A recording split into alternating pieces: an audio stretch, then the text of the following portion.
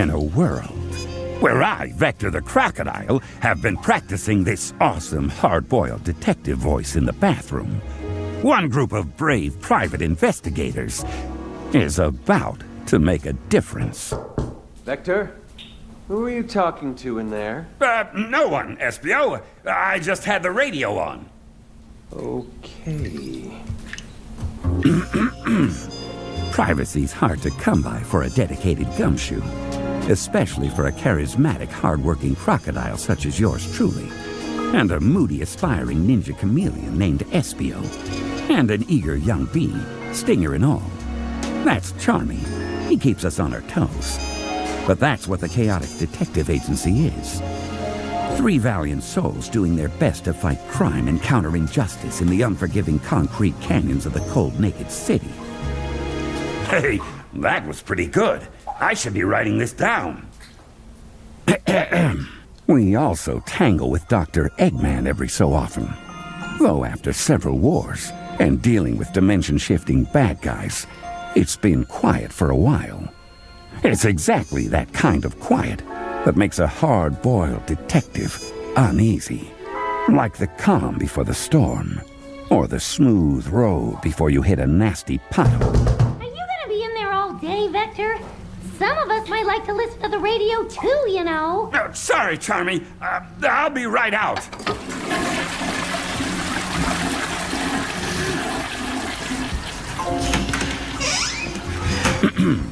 And with that, I left the bathroom and entered the rustic yet humble yet understated office of the Chaotix Detective Agency. When you live for your work, you might as well live in your workplace, saving innocence while saving on rent. My trusty desk overflowing with paperwork. Espio the chameleon in the corner, throwing kunai bullseyes at our dartboard. And the young charmy bee, staring at me with a confused expression. Vector, why are you explaining everything that's going on in that weird voice? Oh, wait. That was out loud? Do me a favor, kid. If you ever notice me doing that again, just ignore it. Okay. Huh? Someone's at our front door? Welcome to the Chaotix Detective Agency. Oh, hi, Sonic! It's so great to see you! Well, if it isn't Sonic the Hedgehog, the fastest thing alive and world rescuer umpteen times over. What brings you to our humble office? Now, believe it or not, I've got a few minutes to spare. You? I know, Espio, I know. This never happens. Except today, it has. So, I wanted to see if you guys had any open cases I could lend you a hand with. Oh, still no clients, huh? we're taking time to regroup, shore up our infrastructure, get back to our core principles. Yeah, so no clients. Nada. Zilch! Okay, well, in that case, I'll be, You, feeling okay, Sonic? Yeah, I'm fine, Vector, but something's off. Like there's danger right around the corner. Huh. Oh well, by the way, there's a big mysterious package out here for you. It's addressed to us? Yeah, looks like it. Ha! Case of the mystery package solved. See ya! Bye, Sonic! Oh, somebody sent us a present. Let me see that. This package is heavy. What do you think, Espio? I think it might as well have from Dr. Eggman stamped on it. Yeah. The last I heard, he was pretty peeved that we recovered all those flickies that he stole in the first place. It'd be just like that mustachioed weirdo to hold a grudge. You'd think he could find a better energy source for his badniks than flickies. Poor cute little birdies. Yeah, but what if the package isn't from Eggman? What if it's a gift from a satisfied client? Have we had any of those? Hey! I'm gonna open it. Charmy, wait, we don't know what's in there. Look out! It's a buzz bomber!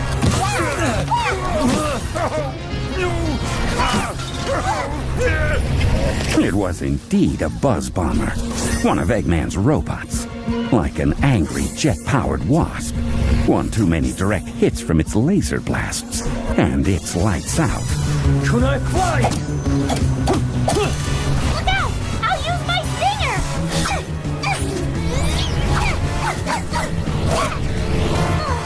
Wow, this one's tough. Not as tough as my jaws!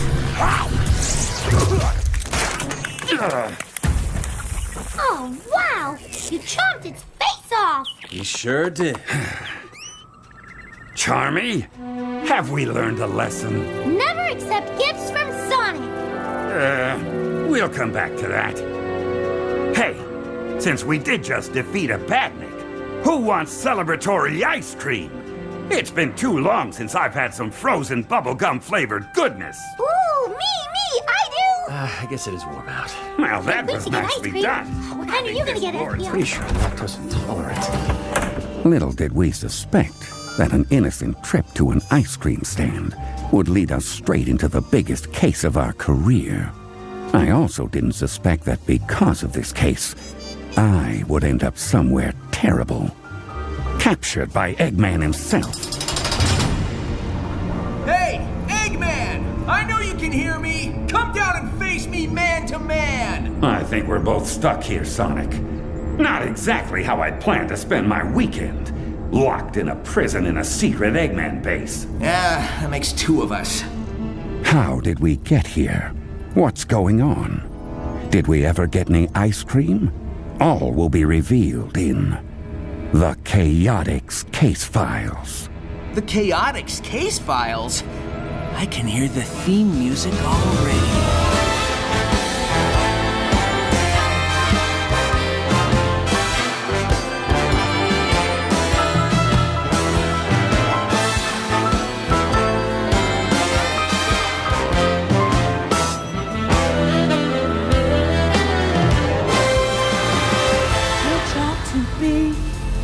No gate too small, no lead too dangerous. Chaotix do it all. Give us your mystery, you wouldn't want to miss when the Chaotix are on the case. Chaotix. No plot too thick, no file too thin, no prize too average size. Chaotix need the win.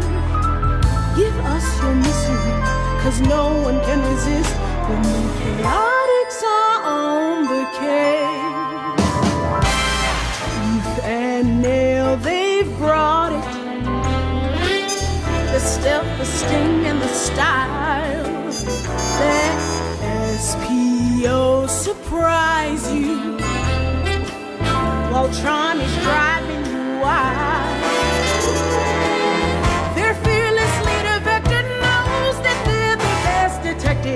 Even when the rest forget it, call them in, you won't regret it. Chaotix will get it. Chaotix, so get it. Chaotix, so get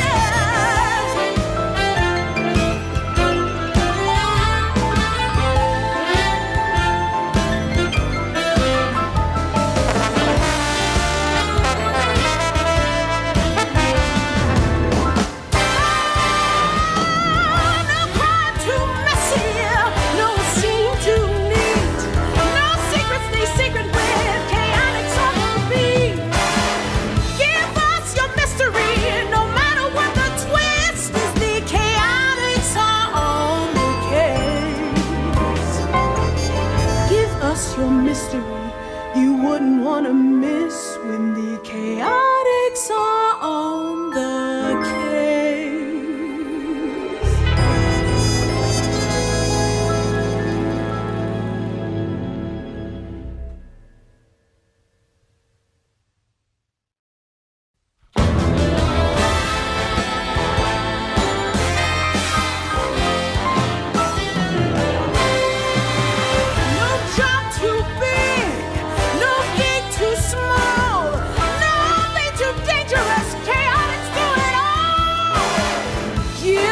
Your mystery you wouldn't want to miss when the Chaotix are on the case.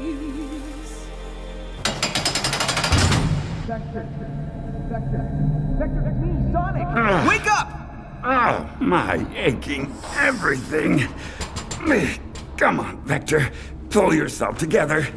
The Chaotix Detective Agency is on a case. We had just followed up on a major clue and there was a big fight. Morning, Vector.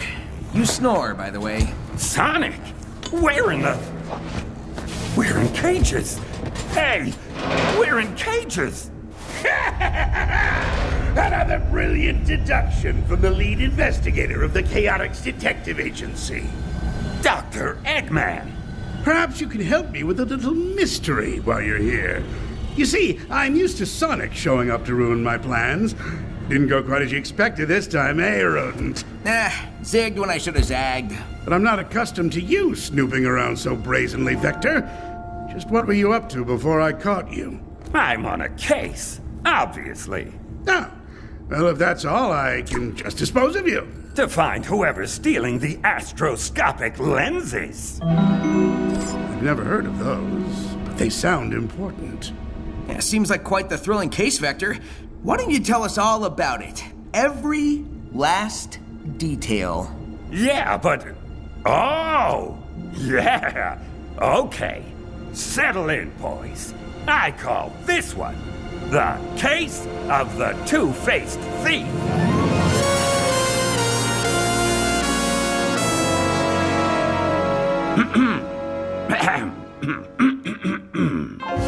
You can find a million stories in the Naked City. Every shadow, every alley, every unexpected pothole that makes you trip and twist your ankle. All of them filled with treachery and malice. And stupid robots.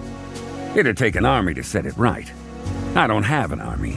I've got a ninja chameleon, a happy-go-lucky bee, and a sharp eye for detail. My name is Vector the Crocodile, and if there's trouble out there, you can bet I'll step in it.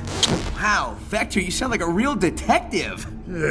You gonna do that the whole time? Look, Dr. Eggman, the Chaotix Detective Agency is the real deal.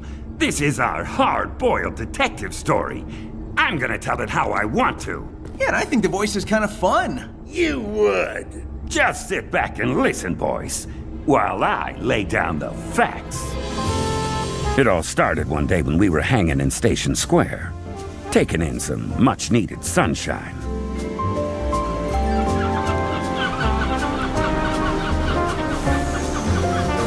The train will be arriving soon. La la la, we're in love. I swear, I'm never going in that casino again. Station Square's a lot like me. Just a normal city full of hustle and bustle. A great railway union. Till you look under the surface and realize how much of it has been damaged and rebuilt in the past. How a peaceful exterior can hide pain and suffering and cracked sewer pipes like... Hang on. I forgot where I was going with this. Oh yeah. Ice cream. All right, fellas. Here you go. Rocky Road and butter pecan for Charmy. And a single scoop of vanilla for you, Espio. Thanks, Vector! What do you get? Bubblegum, of course. Hey, Espio. Why the long face, buddy? He's sad, because he's afraid he'll forget how to be a ninja. That is not even remotely what I said, Charmy. Ooh, look at that butterfly! And there he goes, flying off without a care in the world. Anyway, what I said was, I'm afraid my skills are stagnating. I mean, sure, I can turn invisible, jump vertical walls, and hit a bottle cap with a throwing spike from 50 feet away. But I just don't feel challenged. Huh. I hear you, man. But someday soon, we're gonna get a big case that's gonna test our detective abilities. All three of us. Speaking of which, where did Charmy go? Guys! There's action at the newsstand, and it's about our old pal, Knuckles.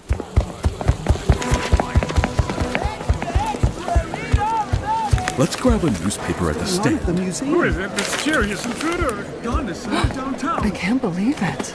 We made our way through the crowd, already packed tight and getting tighter by the second. It felt like half the city was there. Everyone struggling to get a glimpse of the latest headline.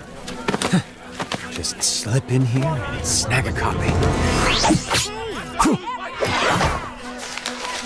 All right, this is what the article says. Anonymous assailant abducts artifact. Chaos erupted at the City Museum this morning when an unidentified red intruder burst in and stole a priceless relic. If anyone recognizes the individual, please contact Gunn, as they've taken lead on the investigation. The military is investigating a museum robbery? Look, Espio! They've got a photo from the security camera, see? Vector, doesn't that look like our good buddy Knuckles? I don't know, Charmy. It's awfully grainy. And Knuckles almost never leaves his post on his island. Also, why's Gunn wasting manpower here? I thought that they were barely holding it together these days. Much as I hated to admit it, it did look like Knuckles. The hardest punching, fastest gliding echidna who'd ever darken the door of our office. But the clues didn't add up. The Knuckles we knew was a good guy. In fact, for a while he was a colleague of ours at the agency. Even if he is just a suspect, we've got to get to the museum right away. Vector, you realize we haven't been hired to look into this? Oh, hey, that makes me think. Yeah? I was supposed to tell you guys something. Okay. I wonder what it was. Oh well, I forgot. We gotta do something. Knuckles used to work with us, and he's still our friend. Saddle up, boys. We're going to the museum. Saddle up? Vector, are we riding horses? No, we're walking.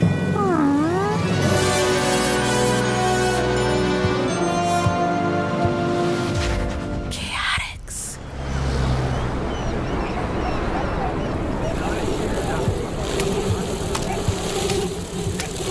Welcome to Twinkle Park.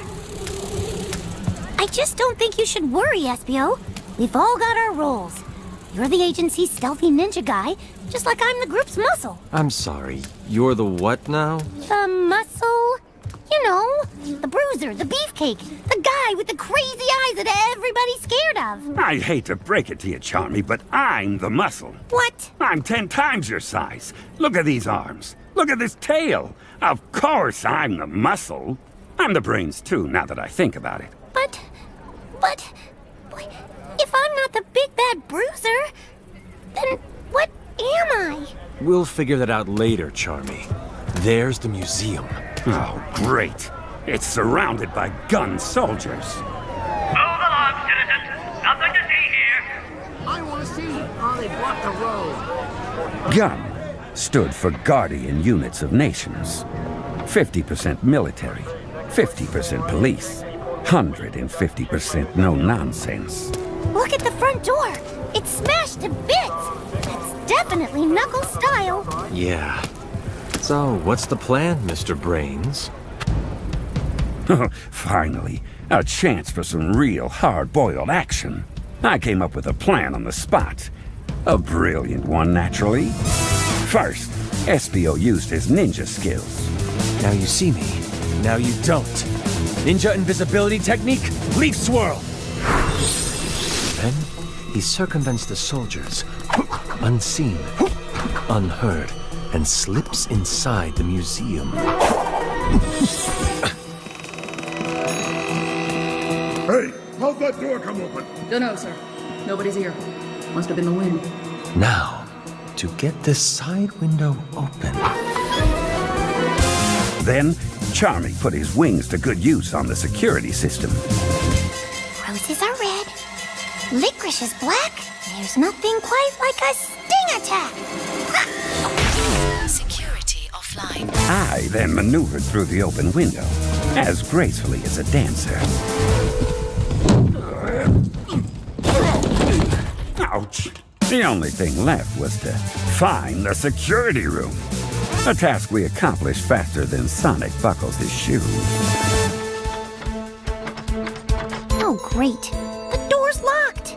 Oh, who needs a key? Stand back, fellas. I'm gonna pump up a roar with a spin attack. Oh my word! Gentlemen, you could have simply not. Whoops. Excuse us. Didn't mean to knock the door all the way out of its frame. Okay, that's broken. Ahem. We're the Chaotix Detective Agency, and we're looking into the theft. Yes. Do come in. I'm Mr. Kitsch, the museum's curator. Thank you for coming on such short notice. You were expecting us? Oh, right! That's what I forgot. Remember back when we were eating ice cream and I said I was supposed to tell you something, but I couldn't think of what it was? Well, it was Mr. Kitsch. He called the Chaotix phone while I was chasing that butterfly. He wants to hire us to recover the stolen artifact and said all we had to do was mention his name to the gun soldiers and they'd let us right in. Boy, am I glad I remembered. That would have been really embarrassing to forget. Charmy. Yes, boss? We'll talk about this later. Okay. It didn't take long for Kitsch to pull up the security footage. That sure does look like Knuckles. Moves like him, too. He made a beeline right to that artifact. Bee? Get it? 'Cause I'm a... Knuckles is an experienced treasure hunter. If he were going to steal anything, something from a museum would make sense. See, what I said was funny 'cause I'm a... I don't know. I don't buy it. Knuckles is no common criminal. 'Cause I'm a bee. Get it? Get it? Wow, everybody's grumpy today.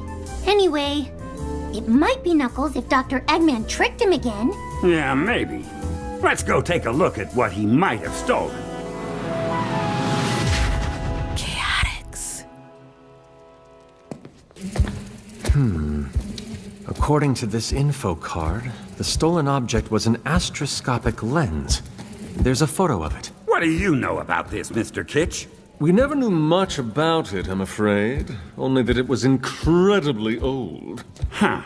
Well, whatever happened, and whatever that thing is, we all know what the next step has to be. Buy more ice cream? Interrogate Knuckles.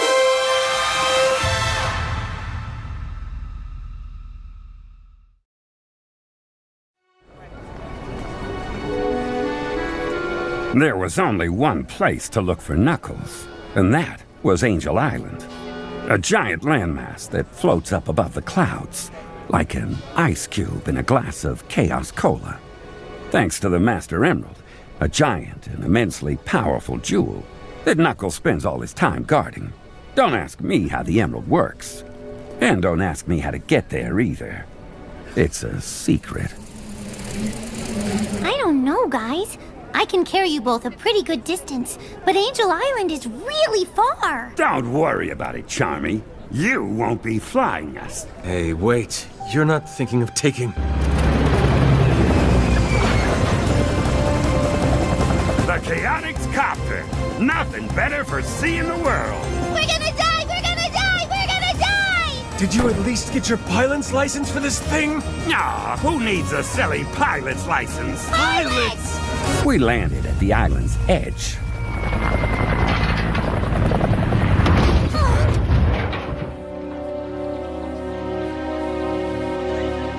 Even though Knuckles was an old friend and used to be a part of the Chaotix, there was no telling how the Red Echidna might react to our unannounced arrival. He took his job as guardian very seriously, and I, for one, wouldn't want to be on the wrong end of a punch from one of the most powerful people we knew. That's a quick trip to Regret City. Knuckles could get pretty touchy about visitors to the Master Emerald Shrine, so I set us down a good distance away in the middle of a clearing on the island's edge. Just trees, flickies, and a boatload of questions. Wow. Angel Island is so beautiful. Yeah, it's a paradise. No wonder Knuckles rarely leaves this place.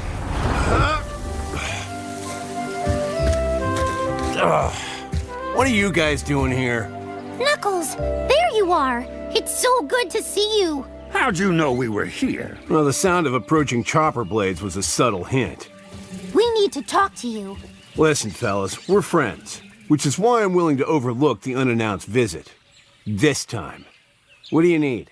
Well, see, an artifact got stolen from a museum. Can you tell us where you were during the robbery? Doubtful. No idea when it took place. This morning. Oh, then I was here. On this floating island, where I make all the laws. What does that mean? It means good luck trying to arrest me. Can anyone, were there any corroborating witnesses? Someone who saw you here? There might have been a chow around, I guess. What kind of artifact? Hey, we're the ones asking questions. Not from where I'm standing. You really need to work on your detective skills. We've got mad detective skills, and we do some awesome detective stuff all the time. What, like riding around in that vaguely helicopter-shaped piece of junk? Oh, He's not wrong. What did this artifact look like, anyway? Like a lens. Here, we've got a photo. Looks pretty old. I don't know much about this, and I have no desire to learn more. Good luck with it. Is he leaving? Knuckles, you can't just walk out on us. Remember when, against all odds, we beat Metal Sonic Kai at the Neutrogic High Zone? That's oddly specific. So you do remember. No. Call me when there's something I can punch. Bye, Knuckles. See you later. It was time to head back to HQ, regroup, and plan our next steps. Chaotix. We're gonna die, we're gonna die, we're gonna die! Oh, I wish we were riding horses! You really should get that license, Vector! We landed and made our way back to the comfort of the Chaotix Detective Agency HQ. The creak of the ceiling fan, combined with the slow jazz from my boombox, formed the soundtrack of our one-room office in Seaside City. That office is a lot like me. Humble, yet dependable. No frills. Also no working air conditioning. I really have to get that looked at. I mean, no amount of conditioning could change that burning for justice inside of me. Pull up a chair, boys. Pardon me, Charmy. I mean your throne of books. Yep, I took your advice and got some higher learning. I feel smarter just sitting on it. Now that we're settled, we need to go over what we know so far. That's easy. Somebody disguised as Knuckles stole an artifact that's really old. Maybe. Huh? Oh, that didn't take as long as I thought it would. So, we know it was stolen. But we have no leads. Yeah. Darn it. I was really looking forward to some genuine hard-boiled detective action. Well, we did almost die in the Chaotix copter. Hey, why don't we call Tails? He's a tech expert, isn't he? Worth a shot. Tails. Nicknamed for a twin-tailed fox called Miles Prower. Kid genius, biplane pilot, Sonic sidekick. Course, when you think about it, it seems like we're all Sonic sidekicks sooner or later. Vector! Hey! It's great to hear from you. In fact, No time for small talk, Tails. We need your help on a case. Right, I was just... Somebody disguised as Knuckles stole an artifact from the museum. Yeah, I know. The artifact was some kind of really old device or something. And since you're the big shot tech guy, we figured... Guys! Would you listen to me for a second? I already heard about the theft, and I got a call about it from an archaeologist at Spagonia University. I gave the professor your address. There ought to be a knock at your door any minute. Wow, okay. Why didn't you just say all of that to begin with? Great talking to you. Good luck. Everyone says that we're not real street-smart private-eye gumshoes, but they're wrong. Our big hard-boiled detective moment is finally here. Our big what moment? You know, in detective stories like this one, there's always a mysterious woman in trouble. I bet that'll be our archaeologist. You sure you didn't hit your head real hard in the Chaotix copter? I hate to pile on, Vector, but I'm afraid you're setting yourself up for a major disappointment.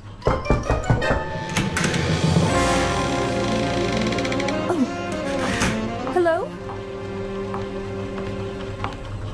This is the Chaotix Detective Agency, yes?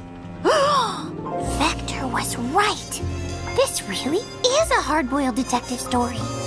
There she was. The answer to so many questions. And the start of so many more. The lady was an enigma, wrapped in a mystery, garnished with intrigue. An unassuming salt-of-the-earth type with the mysteries of the universe at her fingertips. We are indeed the Chaotix Detective Agency. Come in, please. Let me get you a seat. No! My book thrown! I was feeling so smart! Ooh, sorry. Thank you. I hope I've come at a good time. Tails said you could use my help, and I happened to be in the area. But I suppose I should have called first. Except I didn't have your number. Oh, I really should have asked Tails and... Take it easy. Let's just start with who you are. What do you say? Right. Whew. Well, first, I'm sorry I took your seat, little boy. You can sit with me if you'd like. Yay! You're a nice lady. Oh, precocious little one, aren't you? Well. Now then, I'm Professor Victoria of Spagonia University. But please, just call me Tori. I'm an archaeologist specializing in artifacts of arcane power across the 4 great civilizations. Are we one of those? We're in the 5th and current one. Very astute, Mr. Espio, was it? Yes, and thank you. Might I see the relic that was stolen? Here's a picture of the artifact the museum gave us. We originally got a call from the museum's curator, Mr. Kitsch. According to the info he had on hand, it's called an... Astroscopic lens. I beg your pardon. So, you, know about it? I know of it. The details are frustratingly scant. It's thought to be a relic of the 2nd great civilization, more commonly known as the Gaia civilization. The what civilization? Shh! This lens is one of only a handful of known relics from the Gaians. I've never gotten to research them myself, but what I have seen suggests that this is part of a set of lenses, and that the entire set functions as a power amplifier of some sort. Mr. Vector, was it? Yes, Tori? On behalf of the Spagonia University Archaeology Department, I would like to hire you and your agency to track down this relic thief and recover the lens. There will be an honorarium in it for you if you're successful. Can I rely on the Chaotix Detective Agency with this? What do you say? What's an honorarium? Is it money? I don't know. It sounds like money. Hey, wait. If it is, we can fix up that death trap Chaotix copter. Or get horses. Vector, say yes! I say absolutely, positively yes. The Chaotix Detective Agency is on the job. Fantastic. And I might even be able to give you your next lead. I got word just this morning of another artifact theft, perpetrated by someone named Rouge. Chaotix. Confound it! What now? Sounds like your proximity alarm, Eggman. Better go check on that. Don't tell me what to do in my own base, Sonic! But we just got to the part where we found out that whoever framed Knuckles had some serious knowledge of Gaian artifacts. What we didn't have was a motive, or any suspects, which just meant we had to keep digging. You, pause the story. I'll be right back. Don't go anywhere!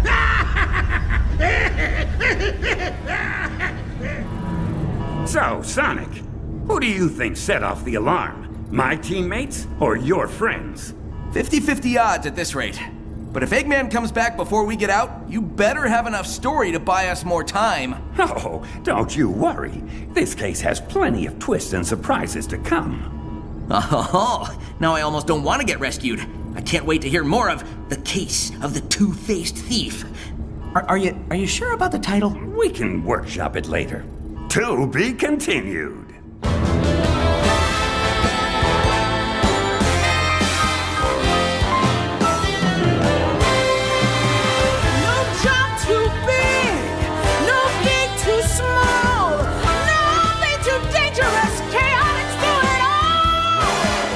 Give us your mystery you wouldn't want to miss when the Chaotix are on the case.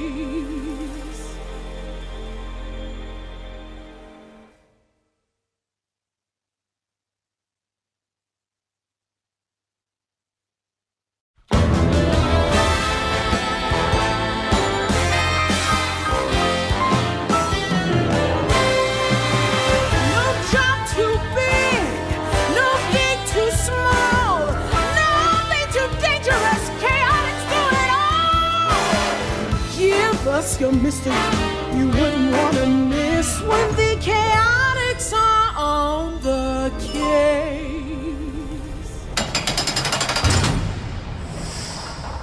Can't believe Dr. Eggman has us trapped in these stinking cages. Yeah, seems kind of low-tech for an evil genius.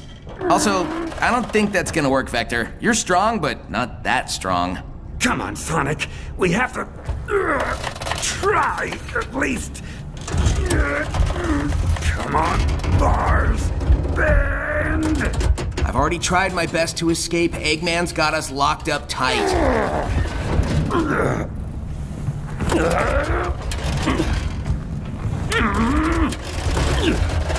Wow, you're sure showing that cage what for.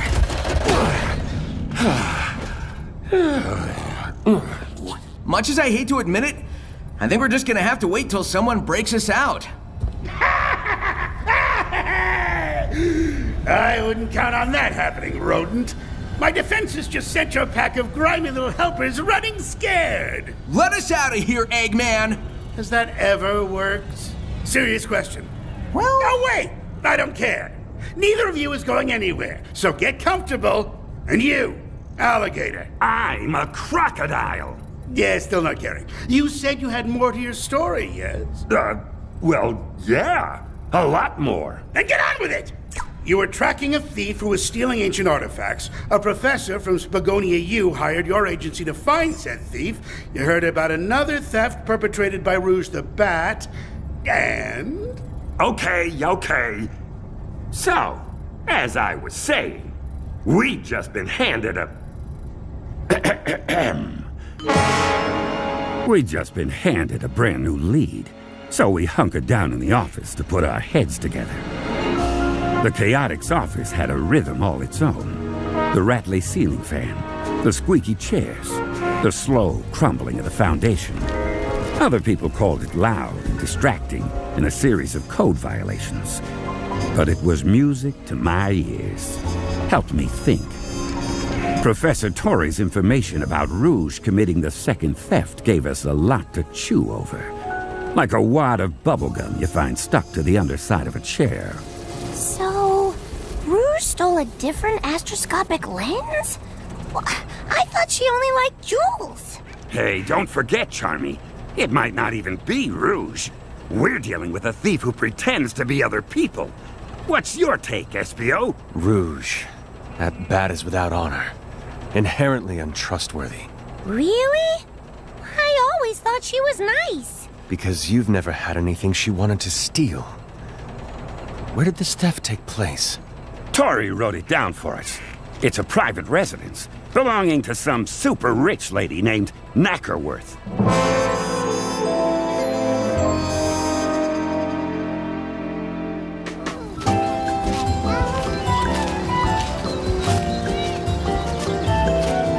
The Knackerworth mansion was quite the sight. High walls and higher society. The kind of place regular Joes like us couldn't even rent a room in. Wow! Would you look at all this? Fountains, hedge sculptures, and the house. It's bigger than the museum. Boys, we are in the wrong line of work. Agreed. HQ, come in. Nothing heard, Admin 1? Don't underestimate guns. Heads up. We've got gun soldiers around the perimeter. Wow, those guys are everywhere. Why are they coming out of the woodwork all of a sudden? Good question. At least they're waving us in this time.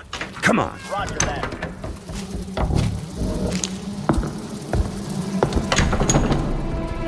The inside of the place was even more posh than the outside. Marble floors, polished wood ceilings. The kind of place a hard-luck PI could really get used to. Yes, hello. Are you the detectives? The dame coming at us didn't look rich. We could have passed her on the street and thought her nothing more than a blue-haired little old lady on her way to play bingo. Never cared for bingo myself. One little old lady screaming I could handle. But dozens of them? No thanks. Just the thought made my teeth itch. That's right, ma'am. We're the Chaotix Detective Agency, and Yes, good. I'm Edna Knackerworth. Pleased to meet you. You simply have to get my trophy back. Trophy? Do you mean the astroscopic lens, ma'am? Lens? No, trophy. I won it fair and square in a chow race some time ago. Then yesterday, that prissy little bat broke in and just took it without so much as a please or a thank you or an "I'll be stealing your trophy now, ma'am, if you don't mind." Looked me right in the eye before she flew away. Raisin, I tell you. And if you don't mind my asking, ma'am, were your security people working when the theft took place? My security? Oh, you mean those soldiers? No, they just showed up this morning. I don't even know why they're here, come to think of it. Well, be that as it may, we're going to need to take a look around. Are you all right with that? Oh, of course. Please go and catch that trophy thief. Do what you need to. All right, boys. Time to put on your searching gloves. We need to go over this place with a fine-toothed comb. You have to wear gloves to use a comb? No, Charmy. It's a figure of speech. Well, two figures of speech, sort of. Just look around real carefully, okay? See if you spot anything that seems like it doesn't belong. No problem. Any combs I run across, I'll bring them straight to you. That's not what... Meet you back here when I'm done. I should have seen that coming, shouldn't I, Espio? From at least a mile away. The team went over Knackerworth's manor room by room. From the butler's pantry to the guest sauna, we left no solid gold sculpture or crystal tea set unturned, but found nothing. I was just about to call off the search when... Guys! I found something! Please tell me it's not a comb. Why would I be searching for a comb? Anyway, take a look at this. Recognize it? The thing Charmy held in his tiny fist was unmistakable. A brilliant green feather. Where did you find that? Up in the skylight. Only one person we know has feathers like that, and enjoys committing grand larceny. It's Jet, right? It is Jet, isn't it? Did I get confused again? Charmy wasn't confused. That feather had to belong to Jet the Hawk, along with Wave the Swallow and Storm the Albatross. They made up a notorious band of speed-obsessed goons called the Babylon Rogues. And the only thing they loved more than extreme gear racing was supreme gem chasing. That does look like Jet's feather. But since when do the rogues use disguises? That's a valid point. But this lead is too good to ignore. Charmy, are the rogues racing anywhere right now? Let me look. Let's see. Gear, rogues, now. I love search words. Did I ever tell you guys that? Sometimes I'll search for fun stuff like B and Best Detective and Who Is and Charmy. And guess what pops up? Charmy. Here we go. They're at an event in Metal City right this very second. How do you want to handle this, Vector? We have to move fast or they'll get away. I say we rush in, get right in their faces, and surprise them into confessing. You, think that'll work, boss? I can be awfully persuasive when I have to be. To the Chaotix Copter!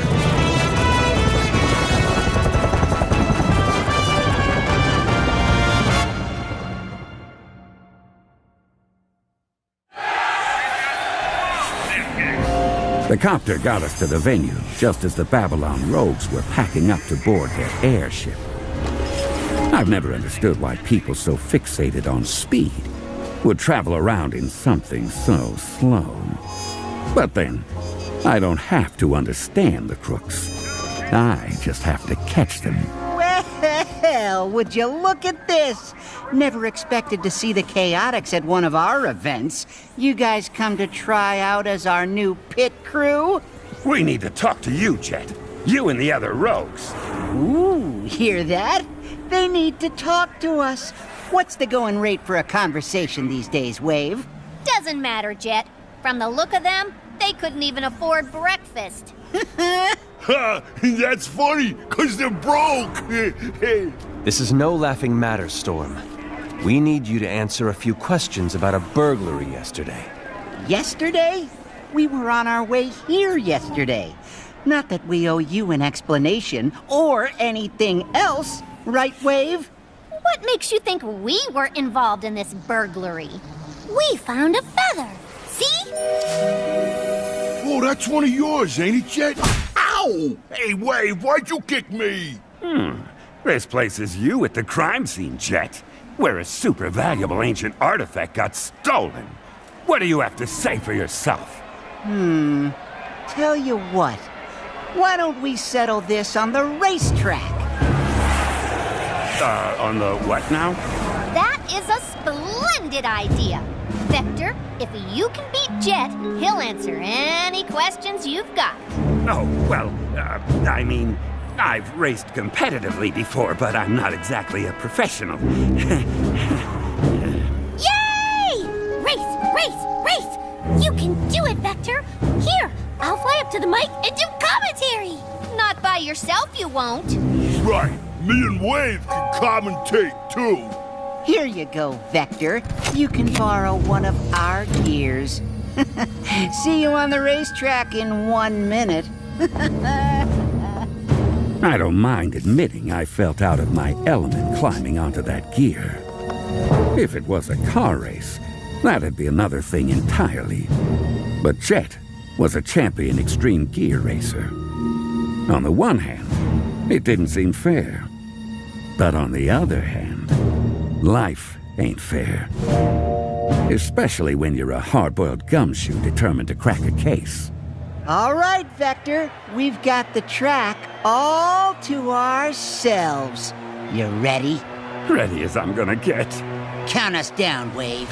4, 3, 2, 1, start! And they're off! Jet's looking smooth and relaxed. He's really in top form today. And Vector's slow. Look at him out there, as if he could ever compete with Jet. He's not that slow. Look at him on Jet's heels. Come on, Vector, you can do it. 4 on the speed. You can catch him. He can catch him, right? Don't expect a friendly Q&A session after this, kid. Come on, Vector! Lean into those winter shins! Drill around the turnbuckle! Burnish the gangplanks! You don't know anything about gear racing, do you? Nope! Let's go, Vector! I'm trying!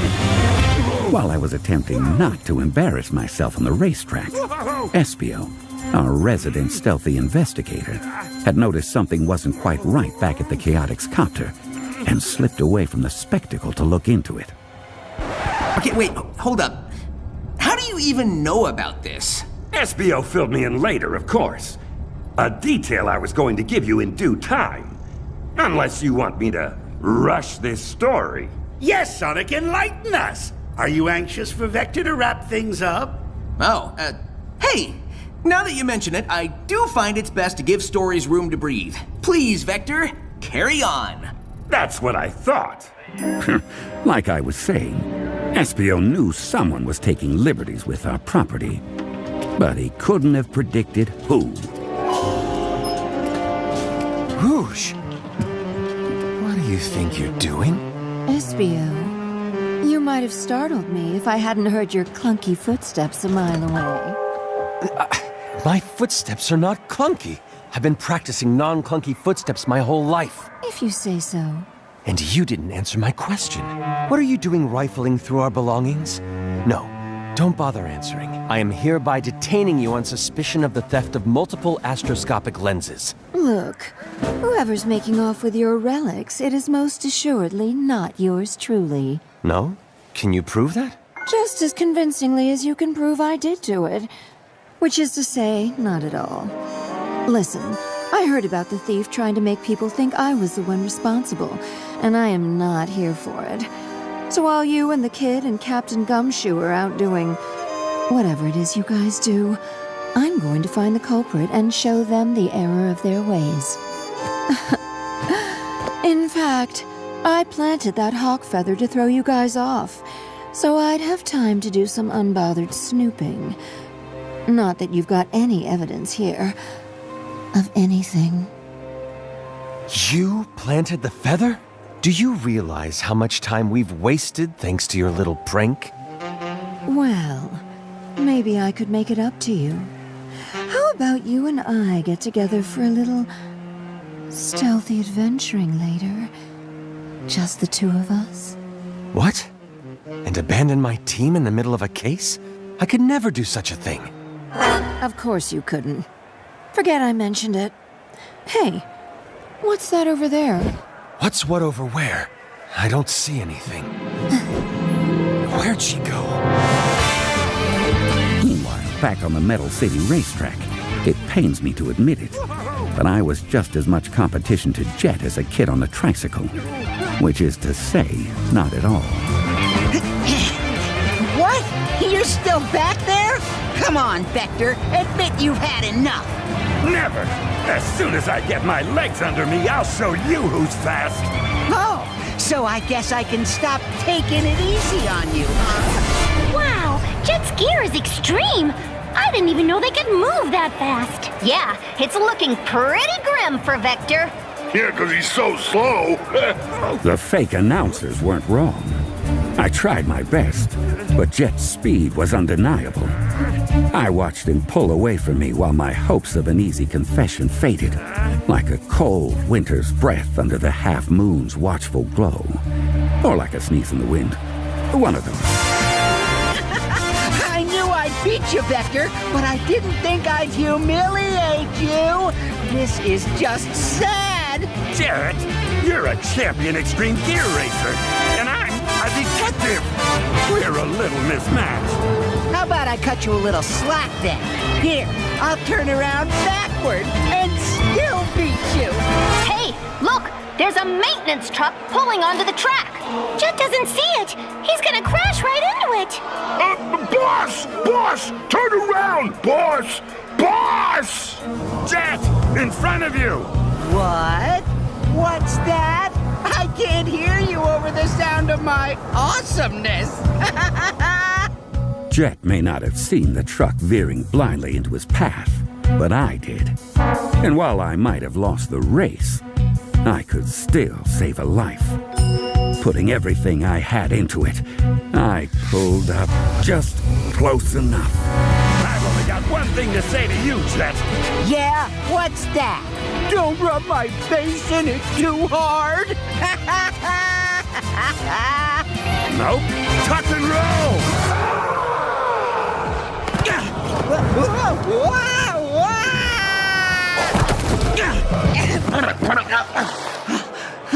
Hey! Vector just rawed Jet off his gear! That's cheating! You all right? Yeah, I think so. I saw that truck, you know, in plenty of time. I just let you act like you saved my life to make you feel better. Uh-huh. Get your story straight, 'cause Charmy, Wave, and Storm are almost here. Boss! You okay, boss? You almost bit the big one. Vector, you totally kept him from smushing into that truck. You were amazing. It was a pretty close call, Jet. Yeah, well, it doesn't change anything. I'm still not cooperating with any private eyes. But you do have my word. We had nothing to do with any stolen artifacts.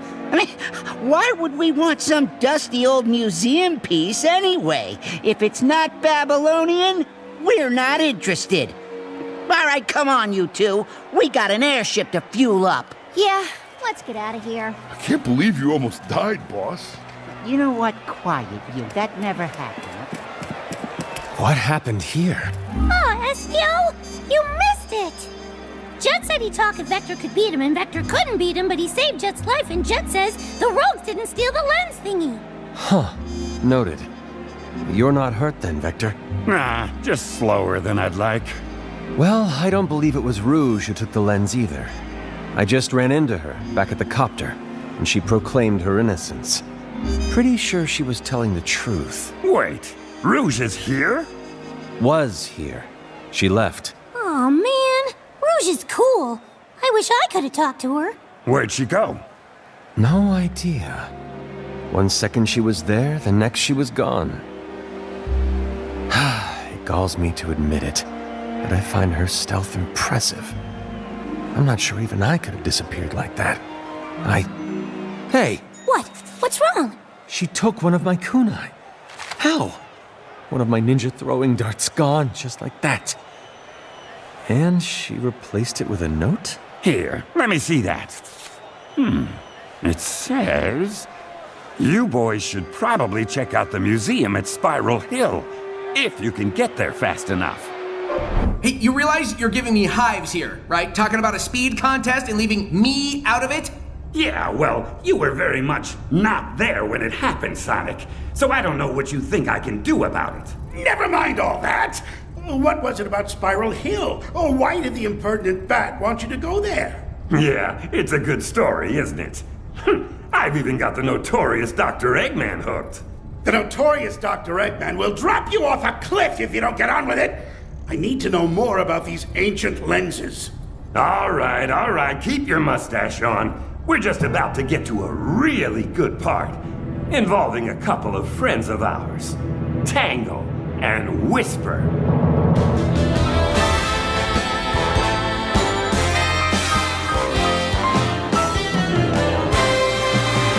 No job too big, no gig too small, nothing too dangerous, Chaotix do it all!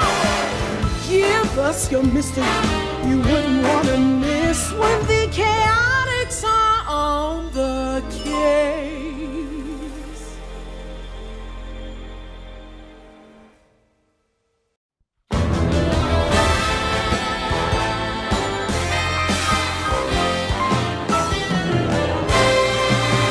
No job too big, no gig too small, nothing too dangerous, Chaotix do it all! Give us your mystery, you wouldn't want to miss when the Chaotix are on the case.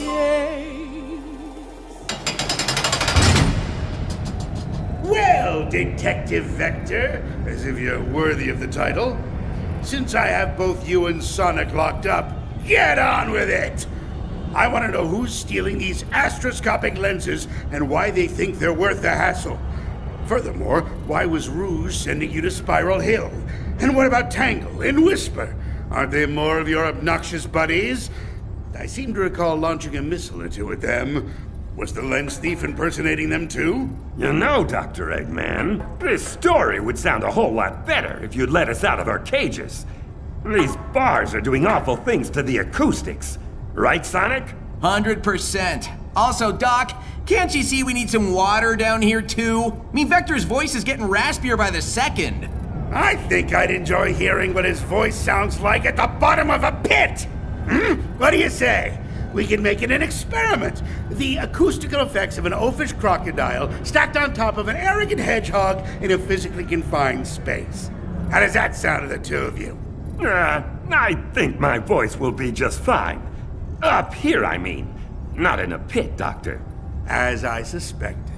So get on with the story! Okay. But before we get to Spiral Hill, there's still the whole matter of Rouge to deal with. Chaotix. The last, best lead we had came courtesy of Rouge, and at the expense of Espio's dignity, since she'd hidden a clue on him without him even realizing it. None of us were too happy about her. At the same time, it turned out the museum in Spiral Hill did have another of the astroscopic lenses. And if we could get there ahead of the real thief, then maybe we could lay a trap, assuming the real thief wasn't Rouge, which I had my doubts about. Look, Espio! There's the Spiral Hill Mineral Museum. It's got a bunch of shiny rocks and another of those astroscopic lenses, right? Yes, Charmy. And don't touch anything. It doesn't look like Gunn has taken an interest in this museum as they did with the one in Station Square. At least not yet. What's the plan, Vector? I've already reached out to the administration. There's supposed to be a curator waiting to help us. At least this time there aren't any gun soldiers standing around. Right. Which means we might be a step ahead of them for once. Also, why is Gunn so concerned about all this in the first place? Not a bad question.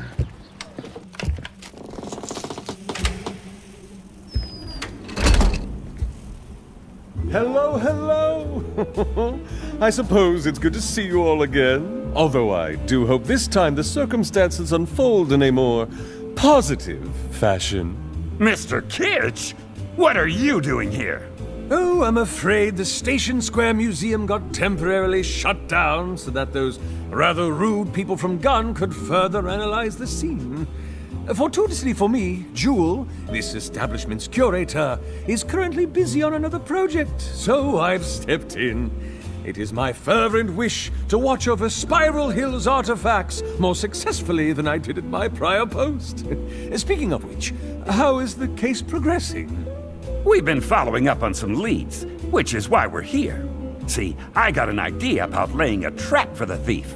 All we have to do is set up a perimeter around the museum, and as soon as the thief comes inside, we pounce. Ah, then you'll need this floor plan. But forgive me, you're going to set up a perimeter with just the three of you? Nope! It'll be the five of us! Silhouetted in the doorway were two girls I'd recognize anywhere. A tall, bubbly gray and white lemur with a long, striped, fluffy tail, and a brown and tan wolf with a high-tech mask and a prototype wispon that looked like something out of a sci-fi flick. How's it going, guys? Thanks for calling. We're always happy to help, especially when something's going down here in our own backyard. Isn't that right, Whisper? Sure.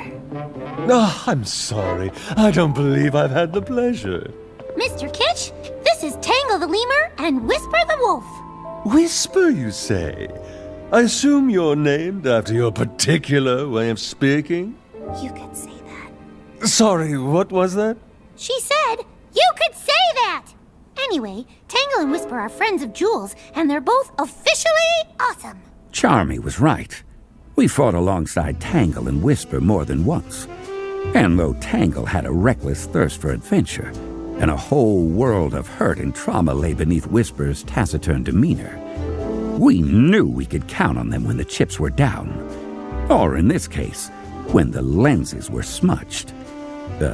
Except, I guess, we were trying to keep them from getting smudged. I've never been great with metaphors.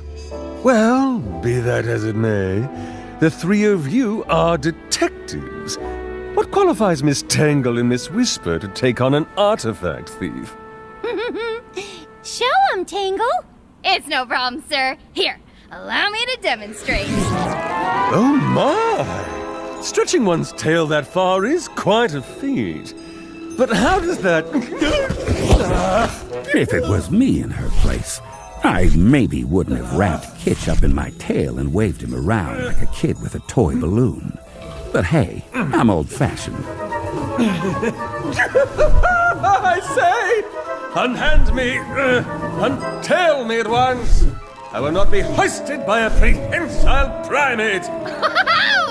Relax, Mr. Kitch! I just wanted to give you a taste of what I could do! Stretch super far? Check! Grab the bad guys? Check! Maybe establish a perimeter around a museum? Check, check, check! Fine! Point made! Now, please, put me down! That was so cool, Tangle! Aw, thanks, bud! Well, I suppose that will do as far as Miss Tangle goes. But you, Miss Whisper, dare I ask what your speciality might be? You don't want to see it demonstrated, sir. Whisper carries a variable wispon. I see. And what exactly does this variable wispon do? Whatever gets the job done. Whisper wasn't kidding. She had a whole pack of wisps tucked away in her cloak, which she could trade out one at a time. Wisps use hyper-go-on energy to produce different effects for her wispon weapon. Cyan lasers, blue battle hammers, Orange rockets. Whisper packs a punch for every occasion. I see. Yes, well, I suppose I should get out of your way now, lest I be accidentally grabbed or disintegrated. Better yet, we don't want the thief impersonating and incriminating you. Right! I'll be in my office. Okay. Espio, Charmy, Whisper, Tangle. Gather around, and let's take a look at this floor plan. Yeah! Lay it out for us! So the lens is on display here, in the middle of the ground floor. If we lock all the windows and bar the doors here, here, and here, then we leave the thief 4 possible ways to get inside. The 5 of us should be able to cover those points, no problem. You're the stealth expert, Espio. What do you think? As long as we have a way to keep in constant contact, it ought to work. Oh! Vector! Vector! Vector! Vector! You don't have to raise your hand, Charmy. What is it? I've got some walkie-talkies back in the Chaotix copter. You do? Since when? Since we went to that yard sale last weekend, I thought they might come in handy, and now they will! Oh, plus, you know what this means? That we'll all have walkie-talkies? That this could be my job! The thing I do for the team. I can be the Chaotix quartermaster. Whenever we need gear, or equipment, or whatever, I can be the guy who wrangles it all. Well, walkie-talkies would come in handy. Yeah! That's a great idea, Charmy! Way to think on your feet! Wings. Thanks, Tangle. Okay, I'll be right back. Ah! See what I did there?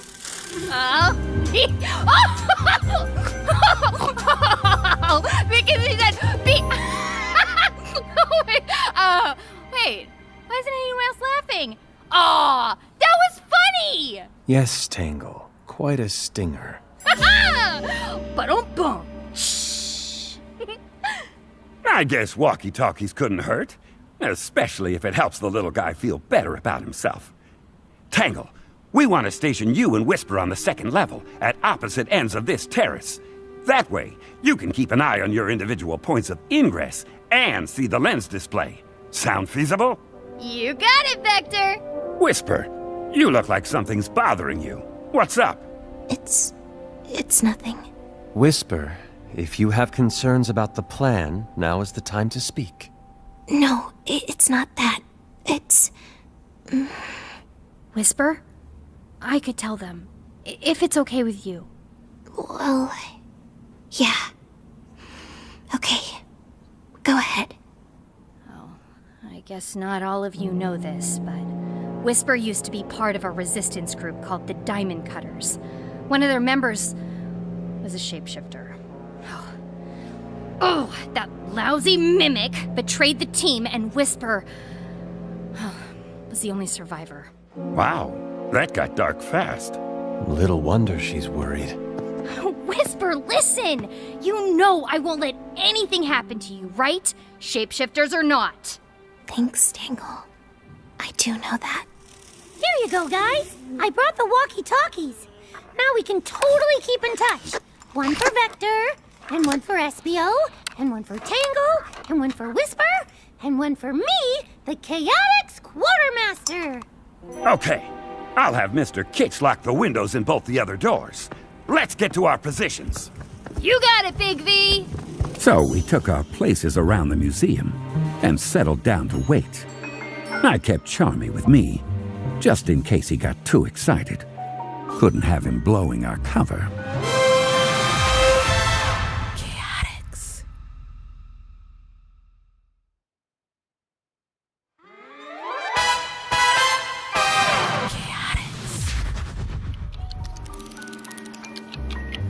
Remember, Charmy, keep it down.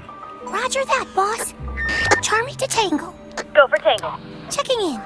See anything unusual? All quiet on level 2. Roger that. Charmy out. Vector, this is so cool! What did we just talk about? Oh, right. Sorry. I was anxious that Charmy might make a hash of things. Little did I know, I should have been worried about something else altogether. Because right about then, up on the second level... Huh? Who's there? Hi, Tangle. Tails? I didn't know you were gonna be here! Yeah, Vector called me in at the last minute to help. Aw, that's great! The more the merrier, I always say. So he's got all the entrances covered, huh? I'm pretty sure, yeah. Hey, how'd you get in? Did we miss something? Got in right over here. Oh, ow! Oh, he punched me! Wait, Tails punched me? Oh, Tangle to Vector! Tangle to Vector! What's wrong with this radio? Tangle to Vector! Ah! The thief is here, and they're disguised as Tails! Everyone in the museum heard Tangle shout. And in that moment, everything went crazier than a hornet's nest in a washing machine. Starting with the lights going out. Hey, I can't see! Vector, where'd you go? Oh, it's pitch black. Who turned off all the lights? Everybody, get to the lens. We've got to protect it. Ow! Espio, watch where you're going. What are you talking about? I'm over here. Then who just bumped into me? Don't worry, Charmy. I've got the imposter wrapped up. You've got me wrapped up. Uh-huh. Just what an imposter would say. No, Tangle! For pity's sake, it's me, Vector! Whisper, watch it! That laser nearly took my horn off. Sorry. Here, Espio.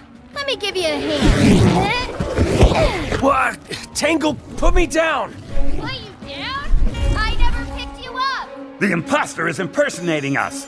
We've got to get the lights back on. I think I remember an emergency generator switch over here.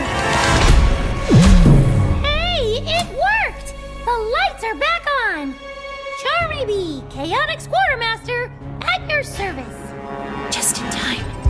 I'm locked on target. Wait!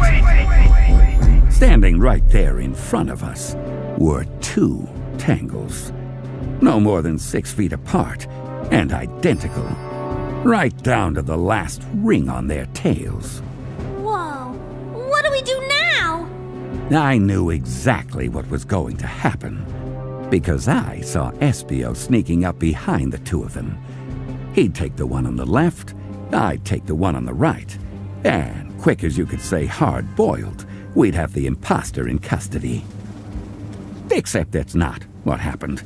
And I realized it was about to go all kinds of wrong as soon as I saw Whisper powering up her Wispon with a cyan glow. All right, fake Tangle. Show yourself. Go ahead, Whisper. Do what you gotta do. What? No! Don't listen to her! It's me!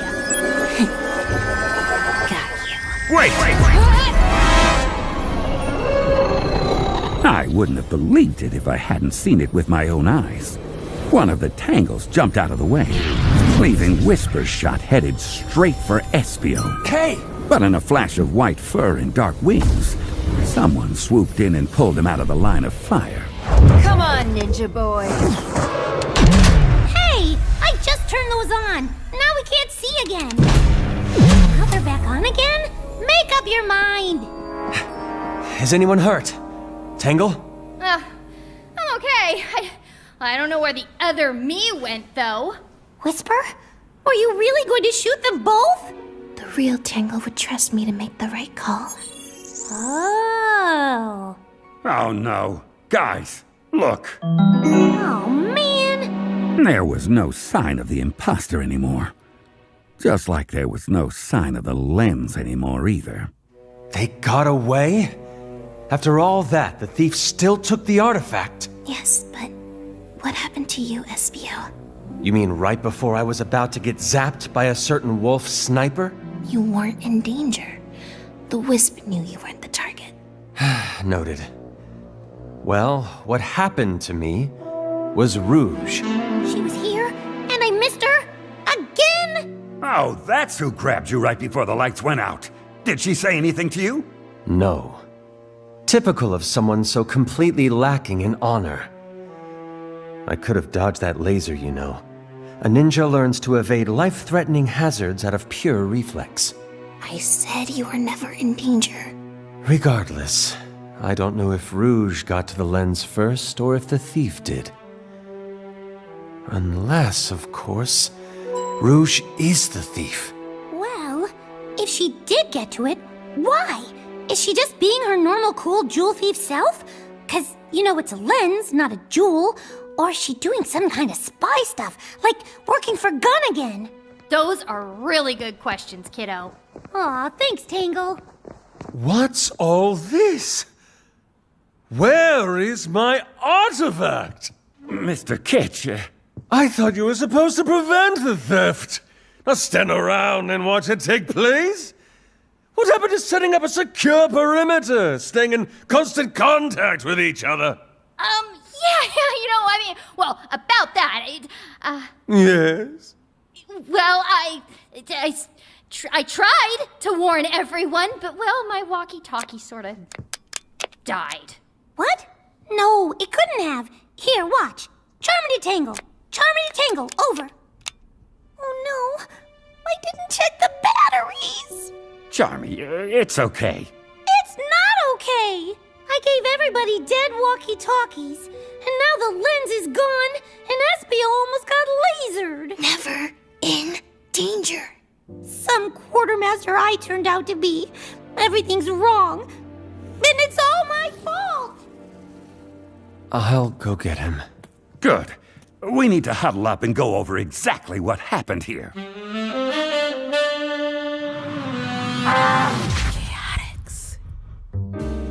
It took some doing, but Espio finally convinced Charmy to come back and rejoin the group, which had to convene outside, since Mr. Kitch kicked us out of the museum. All right, everyone. This lens is gone. Nothing we can do about that except catch the thief. And to do that, we need to figure out who the thief is. Any thoughts?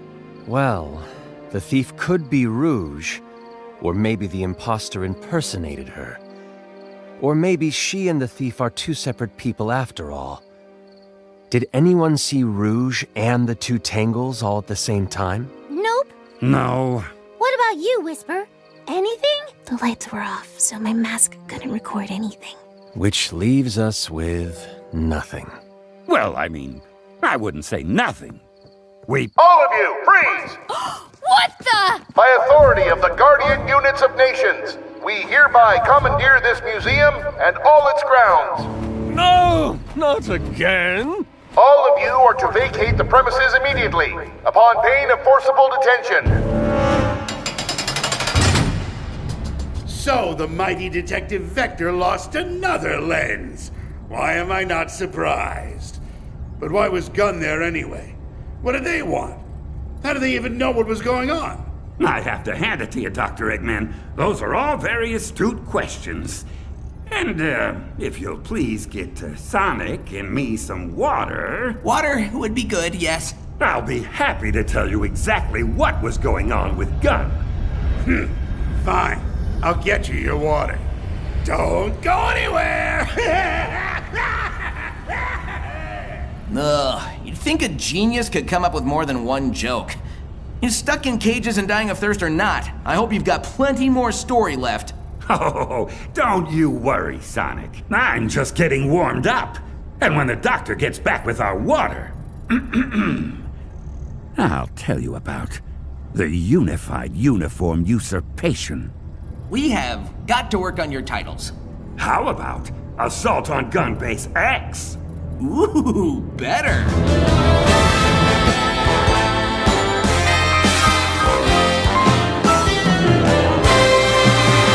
No job too big, no gig too small, nothing too dangerous, Chaotix do it all! Give us your mystery, you wouldn't want to miss when the Chaotix are on the case.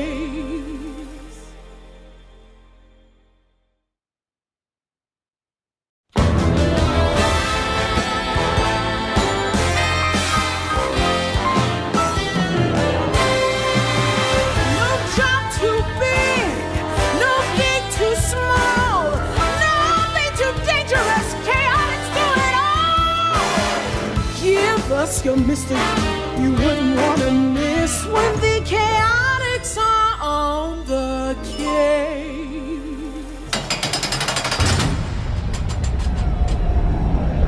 The brilliant detective Vector the Crocodile and ever-obnoxious hero Sonic the Hedgehog, locked up in the depths of my hidden lair and whining about thirst. How the mighty have fallen. Here, you miserable malcontents, here's your water! Try not to drown in it. Especially not before you get to the end of this blasted story, Vector. I want to know who the Master of Disguise thief is, and why they're stealing those ancient astroscopic lenses. Oh, we'll get to that. Thanks for the drink, Eggman. You won't regret it.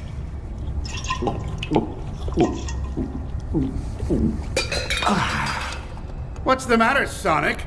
Don't tell me the detective has better manners than you do. Oh, yeah, forgive me if I don't muster up much enthusiasm. What with the two of us locked up like this and all? Society today. Whatever happened to proper comportment, courtesy, a bit of etiquette? That's enough water! Give me back those canteens and get on with it! What happened after this illusionist stole another lens out from under you?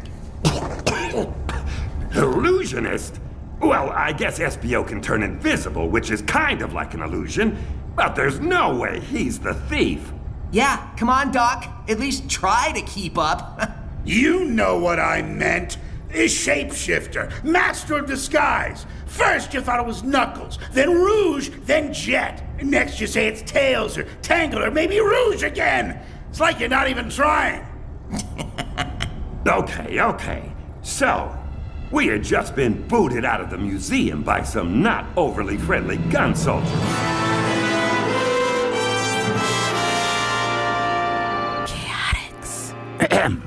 And as we made our way through the darkened streets of Spiral Hill, like ships adrift at sea, in like super dense fog, with no radar, so the ships kept bumping into each other really hard, I came to a conclusion. Boys, my hackles raised at the first sight of Gun back in Station Square, and now they're practically doing handstands. Whoa, hackles have hands? Also, what exactly are hackles? Vector, what are you thinking? I'm thinking Gun is a lot more heavily involved in all this than just securing perimeters and coming in to mop up after the fact. It's time we find out exactly what they know and when they knew it. Do I have hackles? Do you think that's wise, Vector? Ever since Gun's humiliating defeat in the war, they've been especially uptight about their image. And they weren't exactly relaxed to begin with. All the more reason to act now. They're still rebuilding, resupplying, and recruiting. They'll never see us coming. Hackles? That's fun to say. Hackles. Hackles. Hackles. Hackles. Hackles. Hackles. Hackles. Hackles. Wait, you're not suggesting... Oh, I'm more than suggesting. Buckle up, boys. We're going to raid a gun base. Do we even know where the closest gun base is? Oh! I can tell you. I can look it up on my phone. Oh, wow. There's actually a new one. Like, not far from here. Well, not far if we fly. See? Perfect. We can get there in no time with the Chaotix copter. All right. But what exactly are we going to do when we get there? SBO, relax. We got past those gun goons at the first museum, didn't we? It'll be just like that. We get in and find any kind of files they have on astroscopic lenses and Master of Disguise operatives. Wow, a raid? I can't wait! Gonna sting some more cameras, gonna zap them right in two, 'cause stinging lots of cameras is what good detectives do! See? The kid's on board. I am filled with confidence. Charmy's directions were spot on. We arrived at the base faster than a flicky freed from a banged-up badnik. We huddled up right outside the chain-link perimeter fence to formulate our plan. Okay, here's what we do. See that security console way over there? SBO, you turn invisible. Hop over this fence, get to the console, and disable the perimeter alarm. Once that's done, Charmy, you create a distraction. What kind of distraction, boss? The loud kind. Find something noisy and drop it off a roof. Something that makes everyone come running. How fun! Like maybe some empty gas cans? Sure. Or what if I could find some bongo drums? Charmy, try to focus here. Oh, or maybe a great big bundle of firecrackers. That'd be so loud. Just stick with the empty gas cans, okay? Absolutely. Unless I find some bongo drums or firecrackers. Once the alarm is off and the soldiers are distracted, I'll climb over the fence and we'll converge on the file storage building. And how do we know which one that is? See the one with all the power lines running to it? I'll bet there's computers galore in there. Huh. I guess you found the computer room. Please, Espio, not now. Get ready. On 3. 1, 2, 3. The plan went off without a hitch. At first. Ninja invisibility technique, leaf swirl. Espio disappeared over the fence in true ninja-like style. I kept an eye on the security console, and as soon as it went dark, Security offline. Charmy took off. Distraction? Here I come. I only had to wait a few minutes. I couldn't see exactly what he dropped off the roof. Whatever it was, it sent every soldier on the base scurrying toward it like old ladies to a bingo parlor. And why is it I'm always one number away when somebody else hits bingo? Those ladies cheat, I tell you. They cheat, and then they haunt you in your dreams, laughing at you with their blue hair and lavender perfume and little butterscotch treats. You never gave me any butterscotch treats, did you? All of which meant I had to exercise my athletic prowess and shimmy over the fence before anyone spotted me. I landed. Gracefully, of course. But something must have gone wrong. Something we couldn't possibly have predicted. On your feet, intruder! You and this kid have some explaining to do. Charmy? What did you... How... Hi, boss. I knew I wasn't supposed to get caught, but once I knocked over that giant crate full of tubas, I got distracted. Charmy. Those tubas belong to the official gun marching band, young man. Now how are we supposed to celebrate the base's grand opening? Maybe maracas? As if maracas could compete with tubas. Both of you are coming with me. Fortunately, Espio saw Charmy and me get caught and decided to try to finish the mission on his own. He made it to the building with all the power lines running to it and slipped in through the window completely unseen. Unseen by gun, anyway. Vector was right about this being a computer center. Now, how would I go about looking for files on ancient artifacts and covert operatives? You could try alphabetically. Good idea. Ha! Rouge! What are you doing here? And how did you know I was here? I was invisible. You sounded pretty visible to me. That doesn't even make sense. And yet these ears of mine picked you out just as clearly as if you'd been jumping up and down and waving. I can't even bring it. I've got to say, Espio, it seems to me that you're falling down on the whole be like a ninja thing. I mean, I spoon-fed you that lead on Spiral Hill, and you and your gumshoe buddies still managed to bungle it. That is hardly fair. We're dealing with an unknown here.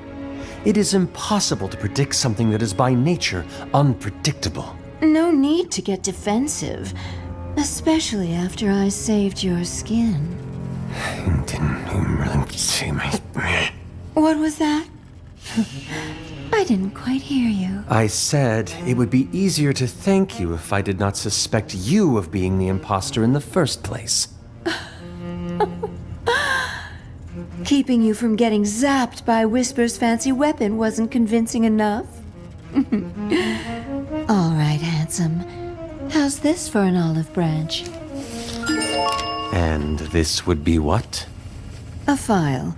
From the file center, which we're standing in. Are you sure you're a detective?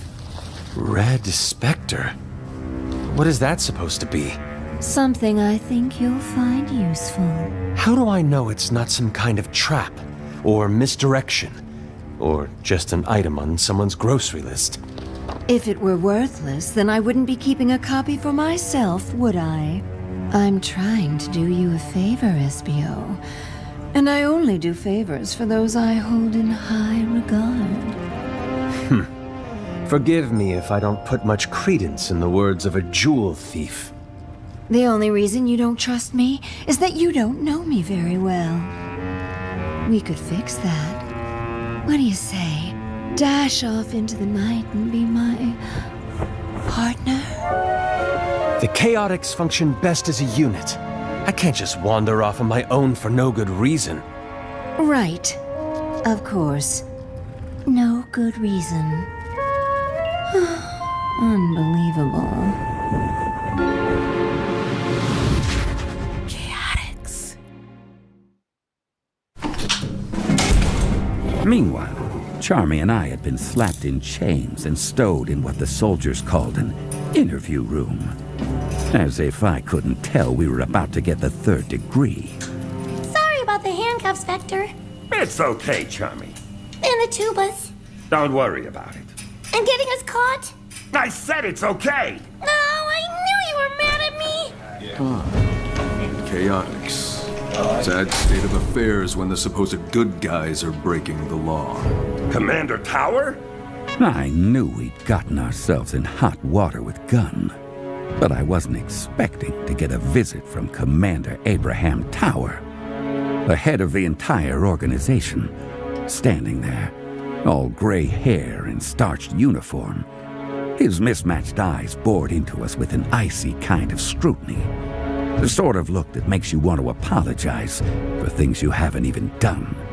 Commander Tower had a reputation for not suffering fools. I decided to reserve judgment on the commander. But I couldn't deny that sitting there in shackles, Charmy and I were the fools. Remove those handcuffs, Private. Private, you're dismissed. So, where's your 3rd member, the so-called stealthy one? He's? He didn't come on this mission, Commander. It's just Charmy and me. I see. And why, may I ask, were you caught committing vandalism of gun property as well as trespassing? I had a couple different ways I could play this. I could go for innocent, claim ignorance, try to apologize and be on our way. Or I could lean into some outrage and demand that he let us get on with our legitimate work. Or I could level with him about my suspicions concerning Gunn's involvement. Outrage it was. Commander, I demand you let us go at once. We are bona fide private detectives working on behalf of a respected professor from Spagonia University. And by detaining us here, you are interfering with important work. Yeah, and those tubas were stupid anyway. Nobody wants oompa oompa music at a can opening. Grand opening. You mean this, respected professor? Professor Tori! Hi, Tori! What are you doing here? The realization hit me harder than a bubblegum ice cream headache. Professor Tori, the mysterious woman who walked into our office, hired us, and started us on this wild goose chase, was some kind of double agent. And she played us like a pair of freshly dented tubas. Hello, boys. As you can see, Professor Victoria works for us. She's what you might call an acquisitions specialist. Wow, you have to have 2 jobs? Does that mean you're broke all the time, like us? Look, Charmy, Vector, I've been ordered to recover those astroscopic lenses at all costs. I'll bet. Recover them for guns use, right? So much for keeping them in museums where they belong. I'm sorry you feel misled, Vector. I hired the Chaotix because the thief seemed to have some sort of connection to you and Sonic. And I figured if you stumbled across something, it would help me find the artifacts that much faster. Stumbled? That's what you think of us? We couldn't possibly solve the case on our own, huh? Or if we did, it'd be by accident? That's all we are to you. Some kind of third-rate backup plan? Commander, if I may have a word? Of course, Private. You will be all right in here, Professor? Yes, of course. Look, Vector, I'm on your side here, I promise. Could have fooled me. Hang on a minute. You're a professor and a gun soldier? Oh, do you have a rank? Are you Sergeant Professor Tori or Professor Sergeant Tori? Okay. Am I trying to recover the lenses for Gun? Yes, but I'm doing that so the artifacts will be preserved. Gun will keep them safer than they could ever be in a museum. Yeah? Then share all your information. Help us solve the case. I'm sorry, Vector. As far as that goes, my hands are kind of tied. Our hands were tied. We had handcuffs. Let me try to prove it to you. Make a gesture of good faith. It's not that I don't believe in you. Just wait here, all right? I'm going to see if I can get you both released. Yeah, well, it doesn't look like we have a lot of other options at the moment, Professor. I am sorry about this, truly. I hope you can forgive me at some point. Take care. My mind reeled.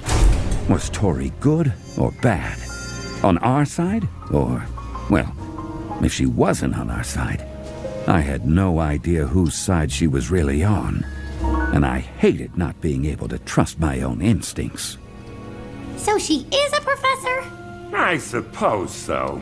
And a soldier? Maybe. Sure, yeah. I don't know what to think anymore. Well, I still like her. I think she's nice. I hope you're right, kid. Okay, listen up. We're breaking out of here. We are? Awesome! How? See that air vent? You fly up there, crawl through it, sneak up on a guard, and when he's not looking, you grab his keys. With me so far? I love keys! So jingly! Once you've got the keys, you come back here, unlock the door, I'll jump out and knock the guards down. Then we'll make a dash for the exit. How exciting! Plus, I get to see the insides of those air vents. So cool! Okay, on 3. 1, 2...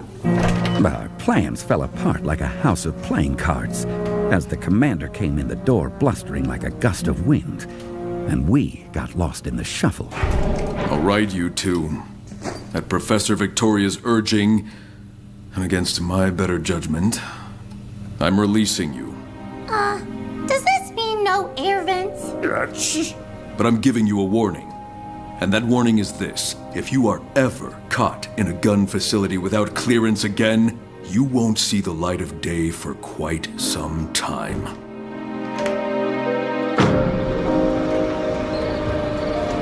And just like that, Tower threw us out. I suppose, given the circumstances, we got off pretty easy. Standing there outside the huge front gate, though, nothing about this case felt easy. All I could see were a lot of questions and not many answers.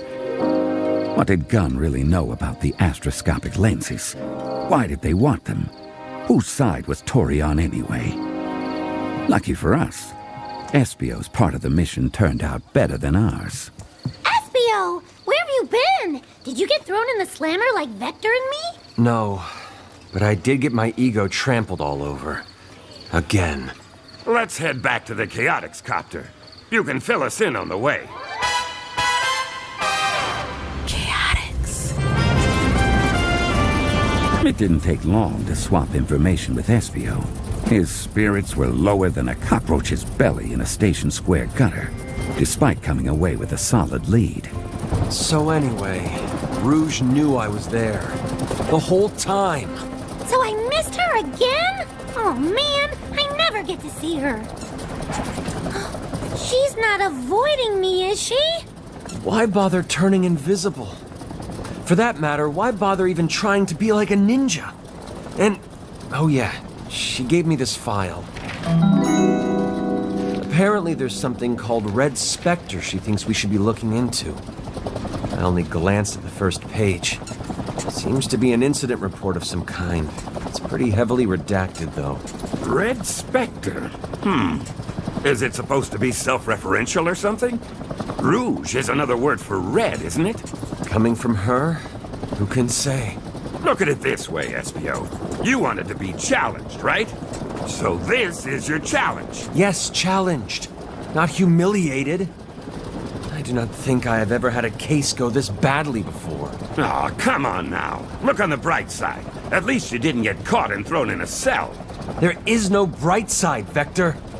My luck has never been worse. Whoa, that didn't sound good. No, you want to talk about luck? I'm the one who accepted a job under false pretenses. How's that going to play if the rest of the private investigator community finds out about it? Guys, is the engine supposed to be making that noise?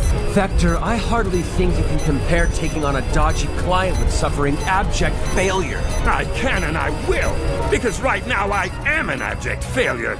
I'd be better off trying to become an extreme gear champion than a successful PI. Hey, guys, I know I'm not like a mechanic or anything, but the blades are supposed to be turning, right? Well, I'd rather be an unsuccessful private investigator than whatever kind of pitiful, failed, wannabe ninja I've turned out to... What happened to the engine? That's what I've been trying to say! Something's wrong! It's not responding! It's not responding!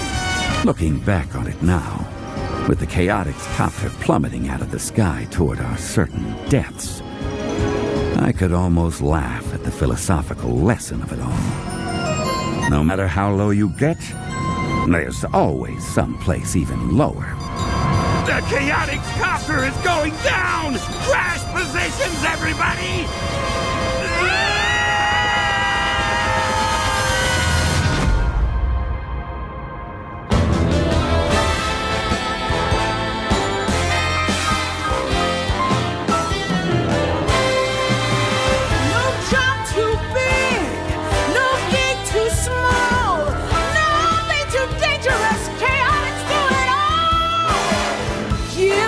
Your mystery you wouldn't want to miss when the Chaotix are on the case.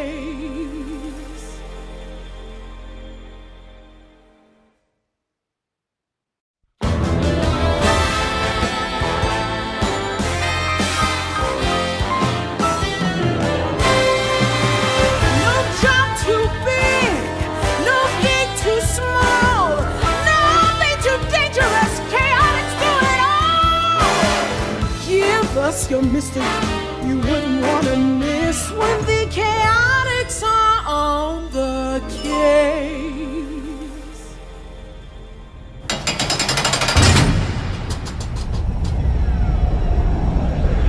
Well? Well, what, Dr. Eggman? I've spent so long in your cage, I'm getting all distracted and stir-crazy. Don't give me that!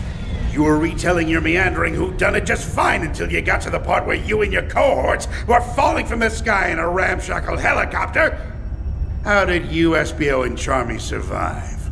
Oh yeah, that. You know, I could use some more water. And, maybe a snack? It's, hard to remember all the details when my stomach's empty. Wouldn't you agree, Sonic?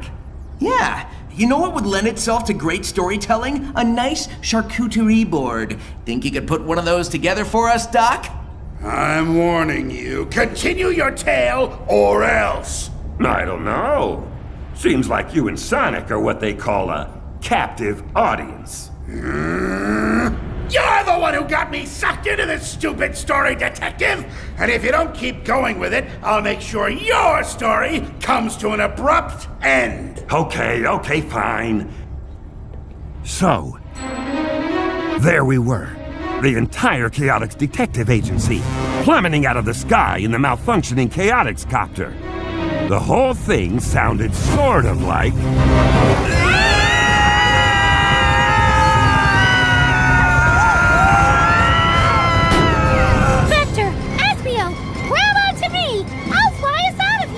No way, Charmy! I can still land the copter! We'll be fine! Optimistic of you, Vector, given the circumstances. I'm serious, SBO. I can still steer. A little. I just need to swerve us toward those trees. I don't know! Those trees look really hard! Espio, grab Charmy and anything else you can get your hands on, and pile up on the left side of the cabin. If we can just shift our weight a little bit. We're on it. Charmy, come here. Hey! Is it working? Kind of. Maybe. I think so. I told you to take this thing in for a tune-up, Vector! You never told me any such thing. Well, I meant to! And now you're gonna have mushed-up teammates all over the place, and it'll be all your fault! Almost got it. Ah! Espio, I'm the one who ate all your yogurt! Now's not really the time, Charmy. Almost got it. And one time, I accidentally sneezed into your house slippers. I don't even wear house slippers. Almost got it. And once I was playing with your Super Ninja action figure and accidentally broke it, and I was scared you'd be mad, so I flushed it down the toilet! That was you? Brace for impact!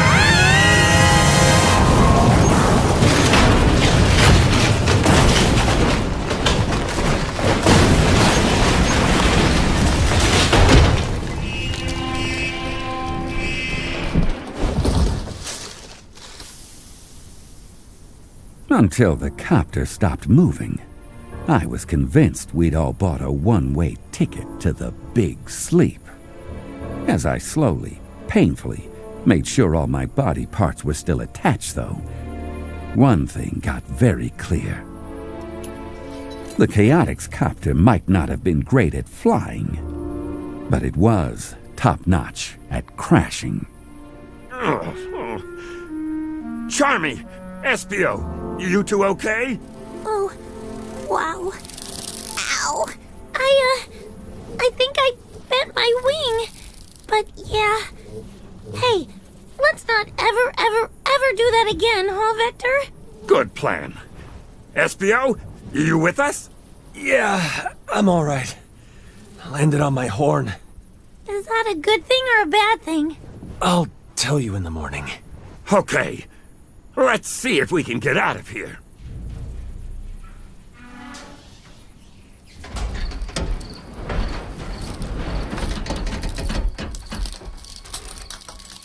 Where are we anyway? I would say we're in a really big meadow somewhere.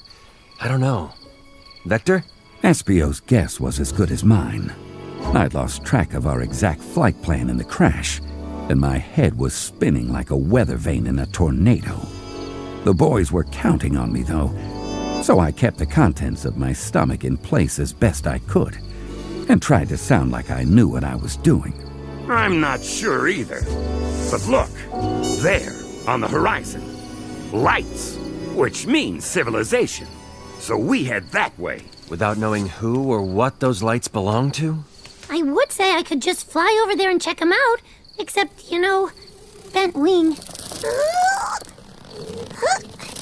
Ow! Yeah, that's not gonna work till it straightens back out.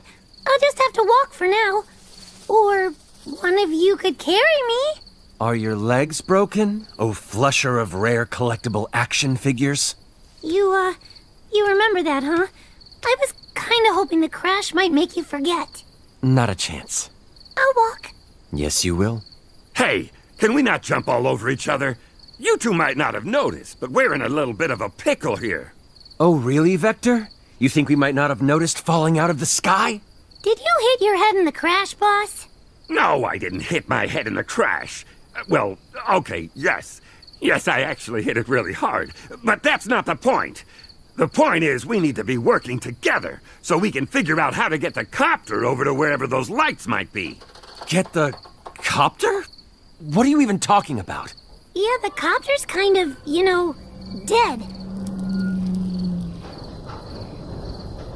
Should we say a few words over it? It's not dead. It just had a little mechanical mishap. Nothing a good overhaul can't fix. Now, help me figure out the best way to move it, would you? Vector, that course of action is the most blatant of non-starters. Let's just hike over to the lights and see if we can call someone for help. Yeah, what Espio said.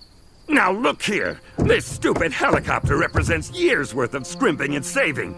Do you know how many aluminum cans I collected? Do you? Vector. No. We're already floundering with all this lens thief stuff. We got dressed down by Commander Tower, Tori hired us under massive false pretenses, Rouge is stomping all over your precious ego, and Jet trounced me in an extreme gear race. I'm not going to lose my very probably overpriced copter, too. So get out of the way, and I'll drag it myself. My ego isn't precious. I said move!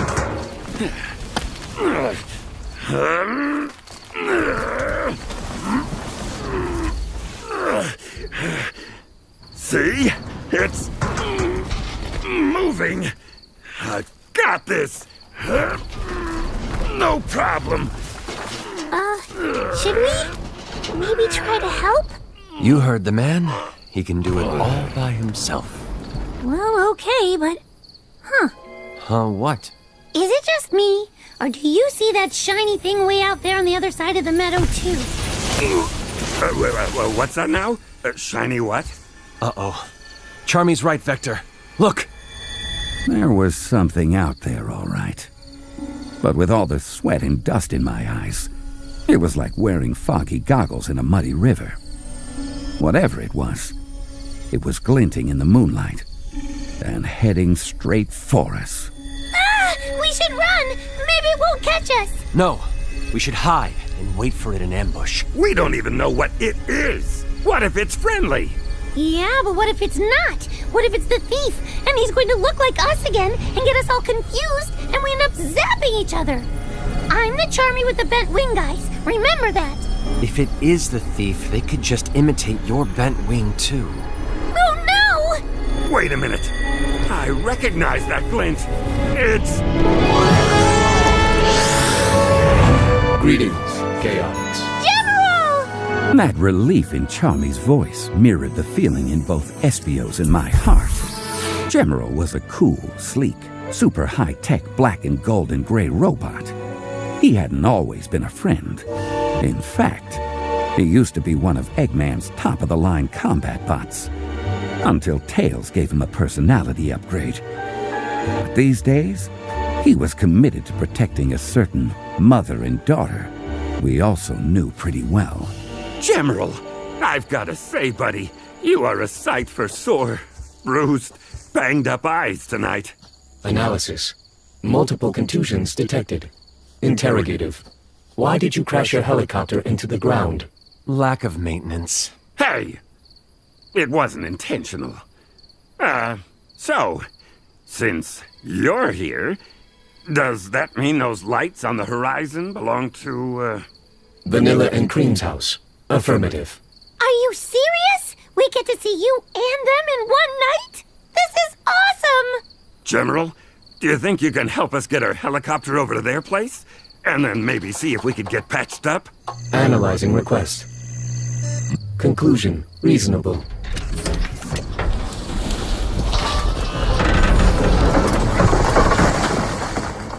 Please, follow me.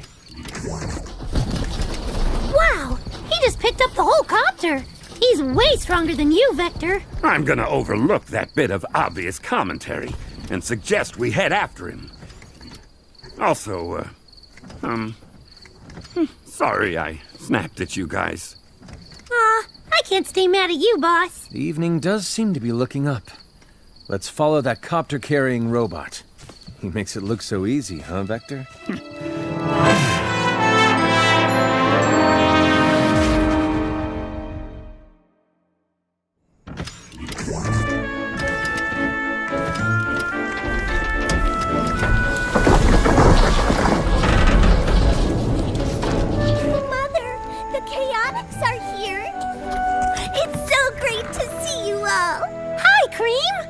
Goodness, you boys look more than a little worse for wear.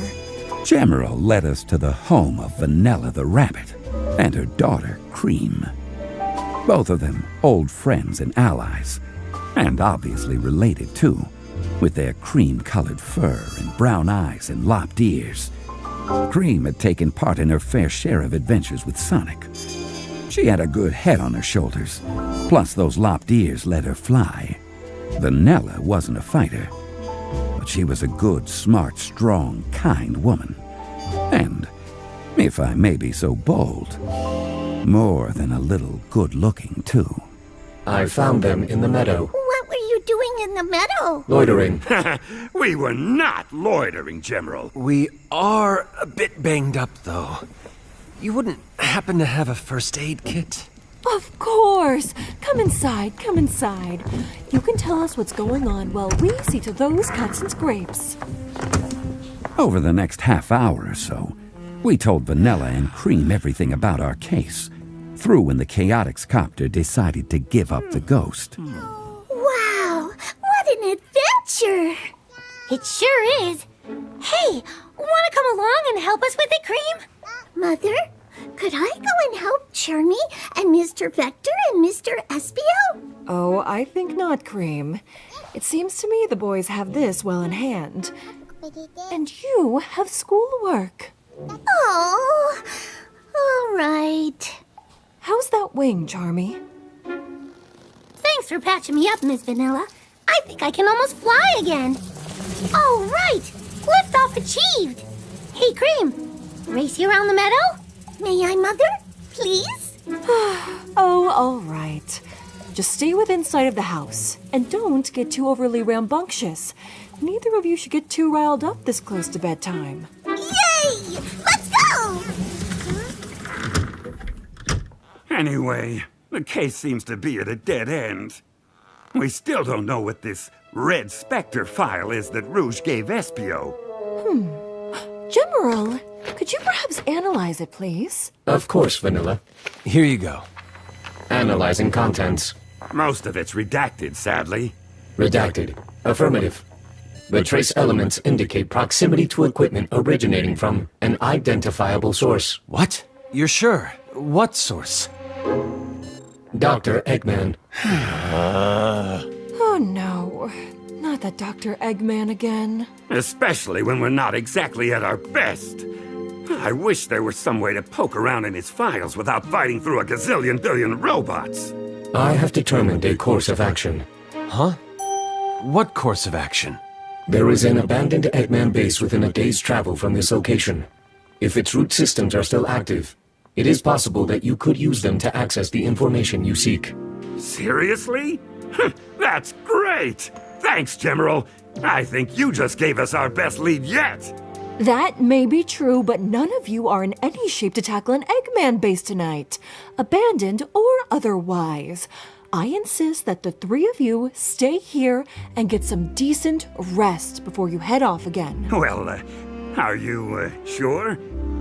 The last thing we want to do is impose. You're not imposing anything. As I said, I insist. Here, let me go get you boys some blankets and pillows.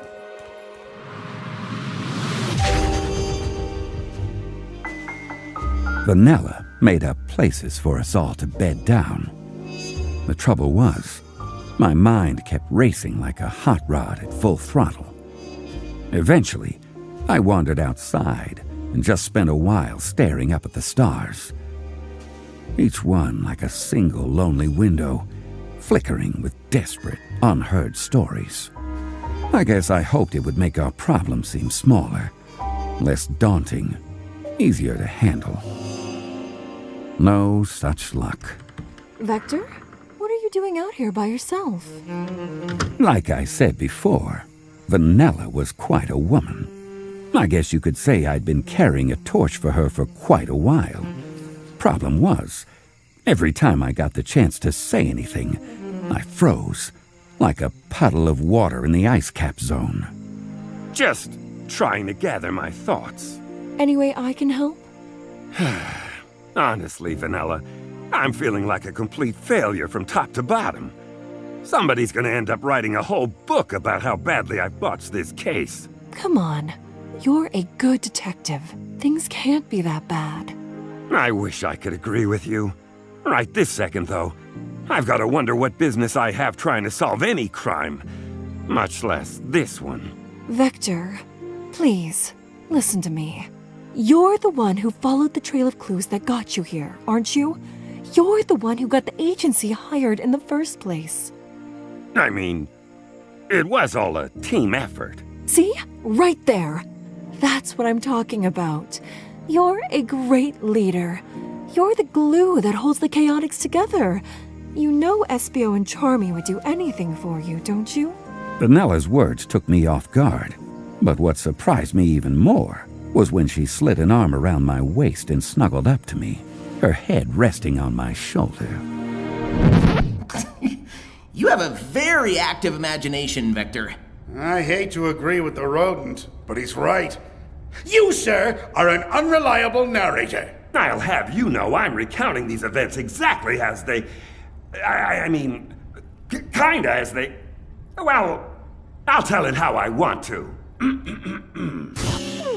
As her head rested on my shoulder, she turned to me and said, Maybe I can just stay here and watch the stars with you for a while?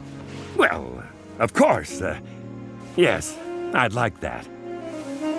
You know, Vector, you and I always seem to have terrible timing. Can't argue with you there.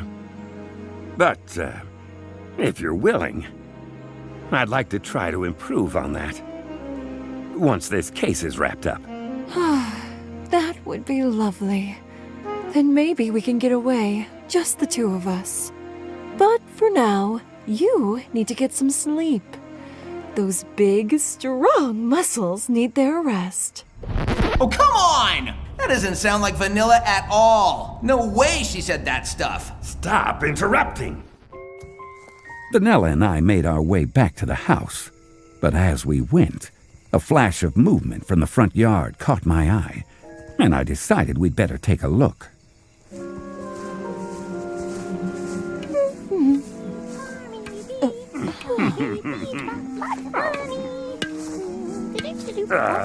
Charmy? What exactly are you doing with the Chaotix copter? I'm fixing it in my new role as Chaotix Mechanic. No offense, kid, but since when do you know how to fix anything? Hey, it takes one flying thing to know another. Just you wait. By morning, I'll have the old bird fit as a fiddle and a raring to go. Why is he talking like an old prospector all of a sudden? Hard to say. Okay, pal, just don't hurt yourself, all right? And don't stay up too late. We've got a big day tomorrow. You got it, boss.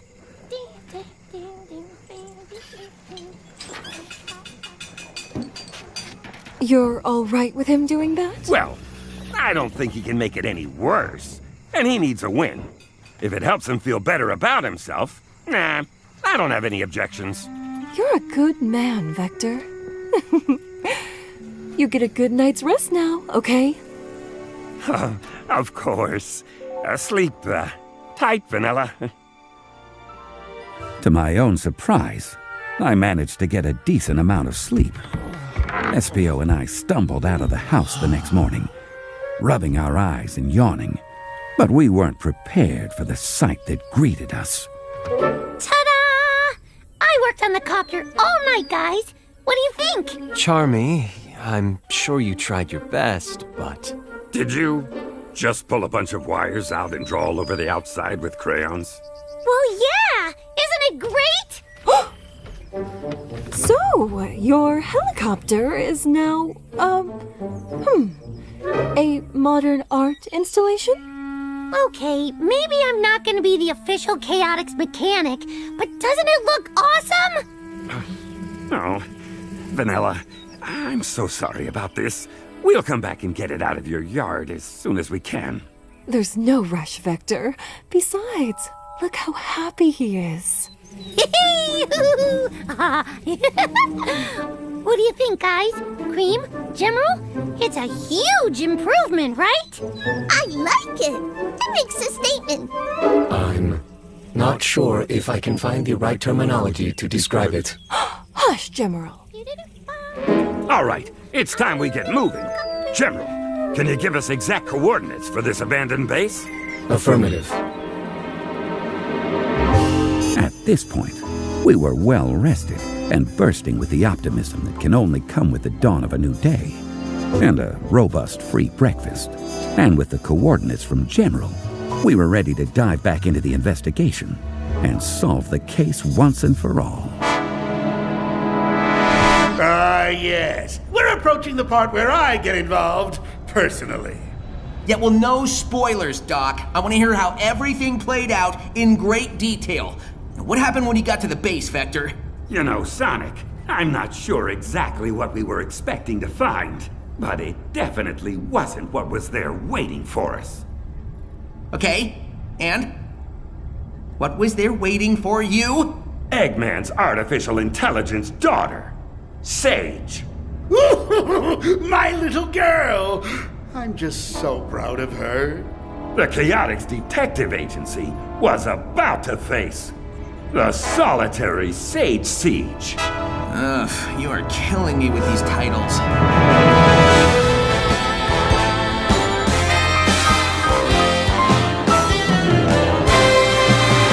No job too big, no gig too small, nothing too dangerous, Chaotix do it all! Give us your mystery, you wouldn't want to miss when the Chaotix are on the case.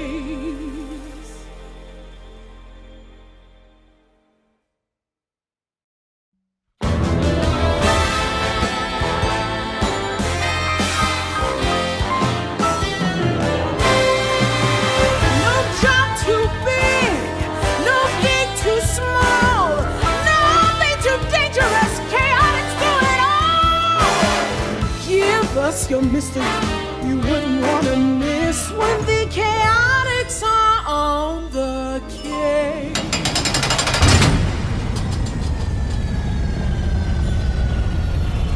Oh, finally!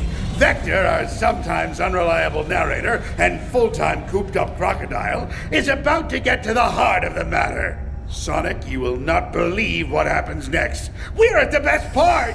And, what part was that again exactly, Eggman?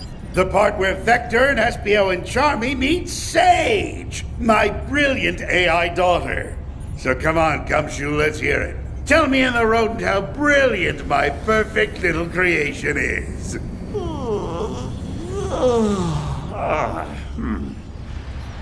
Actually, I'm thinking now might be a good time for a nap.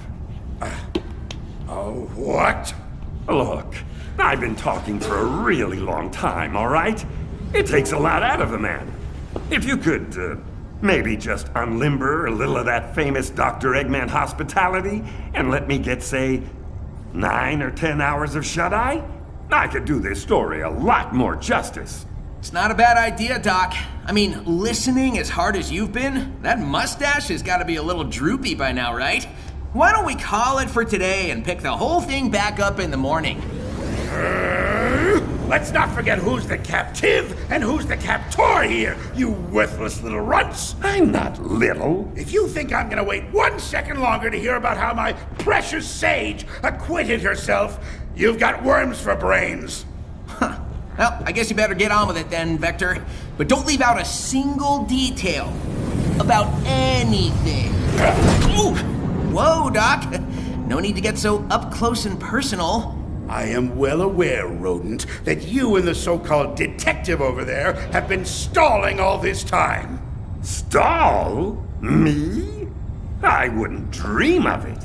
Yeah, all Vector's been doing is providing quality entertainment.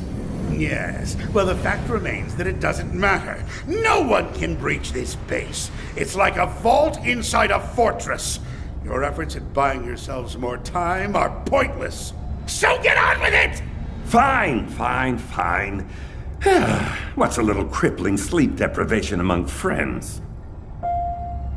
It took us most of the day, but eventually we arrived at the coordinates General had given us. The entrance to the abandoned base was at the end of a box canyon, where tumbleweeds skittered past like golden leaves on an autumn day, and the deep, dry sand crunched underfoot in tiny, desperate echoes. The entrance itself looked like little more than a gigantic round metal door set into a sheer stone cliff, an ugly metallic scar on the face of nature itself. I'll have you know I put a lot of thought into my base's designs. Good for you, Doctor. Now, if I may continue? I'll continue, yeah. Yes, whatever. Now, where were we? Oh, yeah. staring at the entrance to the abandoned base. That's it? A big door? How do we even know we're in the right spot? These are the exact coordinates we got from General. Okay, but where are we anyway? We do seem to be in the middle of absolutely nowhere, Vector. I know, this is weird. Eggman usually goes out of his way to make his bases as obvious and garish and ugly as possible. Yeah, they're the absolute worst. It's like Eggman has no taste whatsoever. I couldn't agree more.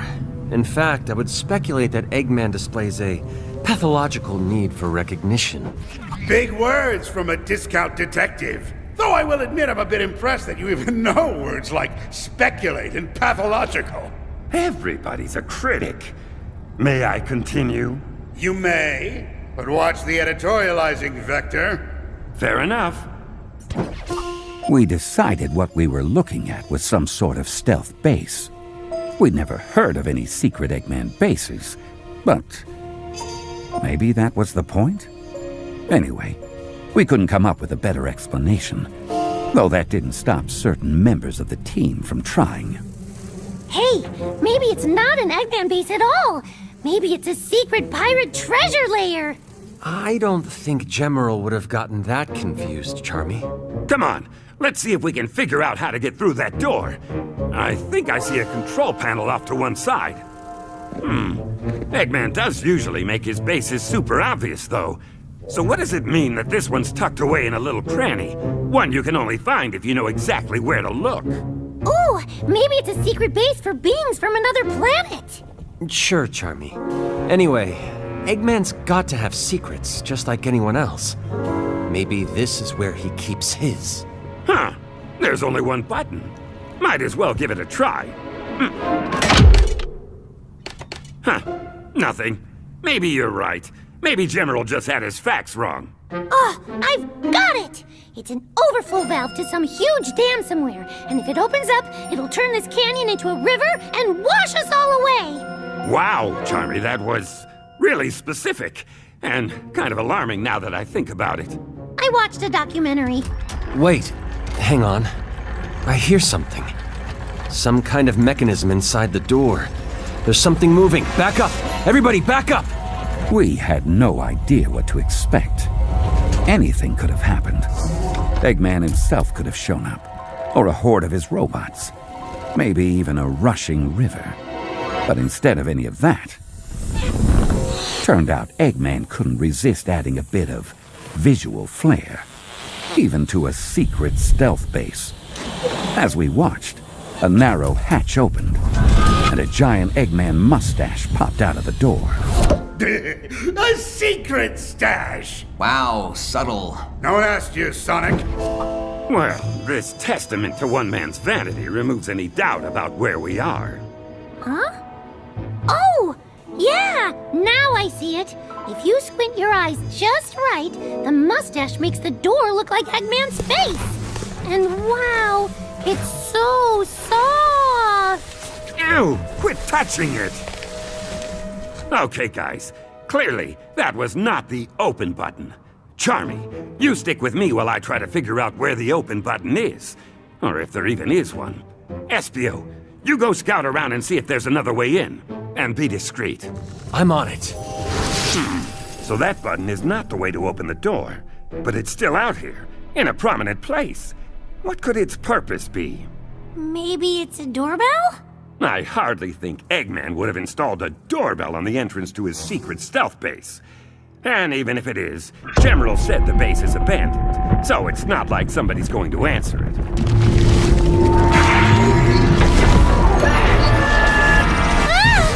robot! Big robot! Charmy, get behind me! Big robot indeed. The thing that had just burst up out of the ground and almost given us both heart attacks was an egg hammer, one of the heavy hitters in Eggman's army. And the thing it used for those heavy hits was a gigantic hammer.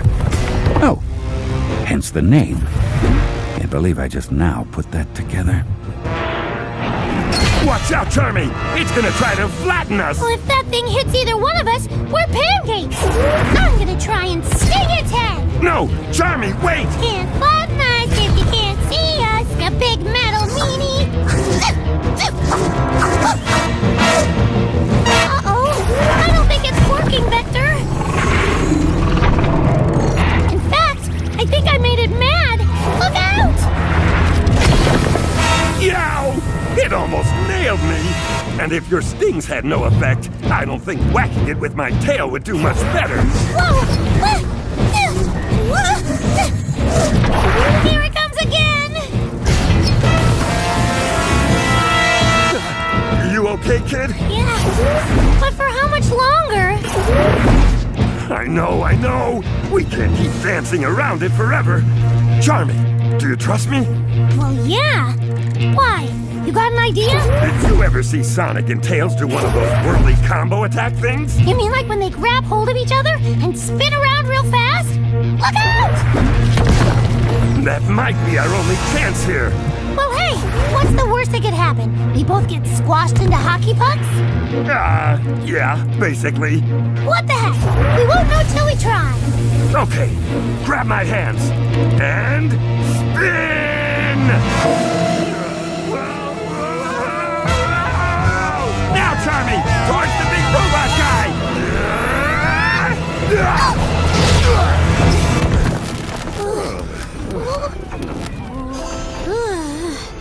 We did it! And with only a little cranial trauma. Hey, Vector, I've got another idea. Yeah? Why don't we never do that again? I like that plan. It has my approval. We still need to try to get that door open, though.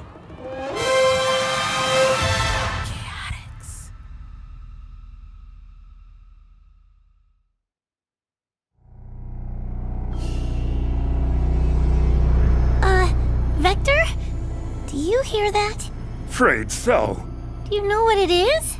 I can't even tell where it's coming from. Is it giving you the willies? Yeah, it is.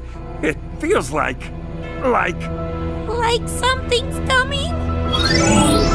You are not allowed Vector? Since when do ghosts look like little white-haired girls in white dresses with blue glowy stuff all around them? Pretty sure that's not a ghost, kid. But I can see through her. Yeah, but you can also see all that blue computer code inside her, right? Oh, well, yeah. What we're looking at is some kind of hologram. Isn't that right, Miss? Sage. And yes, you are correct.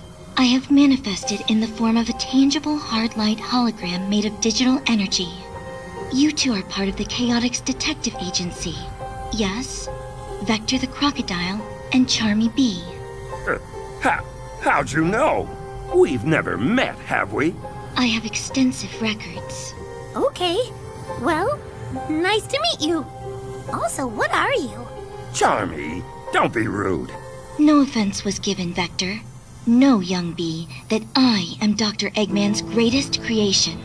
A sentient, artificially intelligent being who both embodies and controls the Eggnet. Put more simply, I am Dr. Eggman's daughter.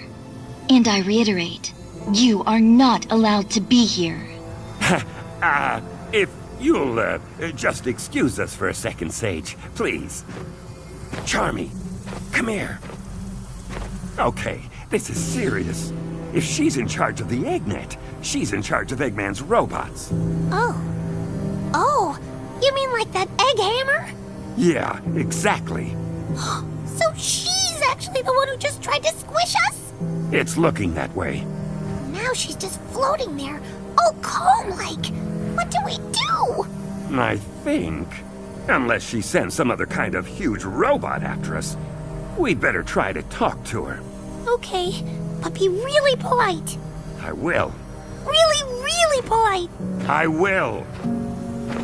Excuse me, Miss Sage. I was wondering if I could ask you something. We're looking for some information, and we thought maybe we could find it in this base.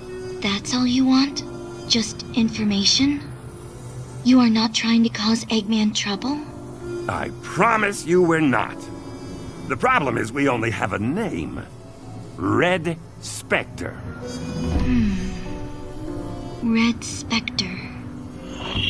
Searching files. Interesting. I can locate the file name, but it appears to be restricted. To what precisely does this file relate? Well, you see, we're investigating a series of ancient artifact thefts, and one of the leads involves a file we found in a gun archive. The file code named Red Spectre. All we're trying to do is locate the thief and get the artifacts back. Interesting. The file seems to have been partitioned off. The only related item I could locate... Yes? ...is under a different file name. Yes? Which is... Yes? Phantom. Phantom? Okay, so what's in that file? I am... unable to access its contents. Vector, what's going on? You look like you ate some bad clams or something. Just give me a minute. I think I've got something. Oh, is it a cramp? I get those sometimes. They're terrible. No, Charmy. I mean something's clicking. You've got a cramp that's clicking? Vector, I think you need to see a doctor. Will you give me a second here? I'm trying to think. Hey, no need to get cranky. He gets like this sometimes. Noted. I do my best not to think. Thinking always gets me in trouble. I find that easy to believe. Aha! Vector, are you okay? Is the cramp in your fingers? Is that why you're snapping them? No, Charmy. Red Spectre. Phantom. Don't you get it? Phantom is another word for specter. And what's red? What's red and goes with Phantom, Charmy? I don't know! I've always been terrible with pop quizzes. I can't believe it! I know who the thief is! Whoa! Who is it then? Who, Vector? I did indeed know the thief's identity. What I did not know at that moment was the unexpected encounter Espio had found himself wandering into while we dealt with the Egghammer and Sage. If I were an underground stealth base, and I needed some ventilation shafts, where would I put one, and how would I conceal it? Well, would you look at that? An artificial shrub, with a hinge at the bottom, just asking to be opened up. Let's see what we find when we crack it open. Boo. Rouge, would you please stop doing that? Doing what? Appearing out of nowhere and scaring me out of my skin. But I didn't appear out of nowhere. I appeared from the old Eggman base, which is what you were trying to find a way into, right? Honestly, Espio, between your attempts at being a ninja and a detective, I think you might make a good janitor. Hey, janitors are every bit as important as detectives, or as important as whatever it is you do. Will you please move and let me stand up? What are you doing here anyway? Well, I'm not about to just walk up and ring the doorbell to an Eggman base, that's for sure. All right, well, what did you find? Inside the base? Nothing. The vent's sealed off at the bottom. All I could do was look around a little. Disappointing. You're telling me. Listen, if I were you, I'd head back to the front door, take the Croc and the Bee, and beat feet. If Eggman or his forces are in there somewhere, I'm betting they've already tripped some kind of early warning system. You and your crew might have only moments before an attack. Let's say that's true. If it is, you could help us face that attack. Hey, you're right. I totally could. Except I won't. Why not? You've been our ally in the past a lot more often than you've been a foe. Kind of you to notice. But I'm strictly here to learn more about these astroscopic lens heists. They're pretty fascinating, you know. And I think they need the right person to collect them all and keep them safe. Let me guess. That person is you. Well, yeah. So you're just going to sneak around and gather your data and leave us to face Eggman ourselves? No one's forcing you to fight whatever's coming. You could just go back home and leave these precious artifacts to me. Or you could come with me.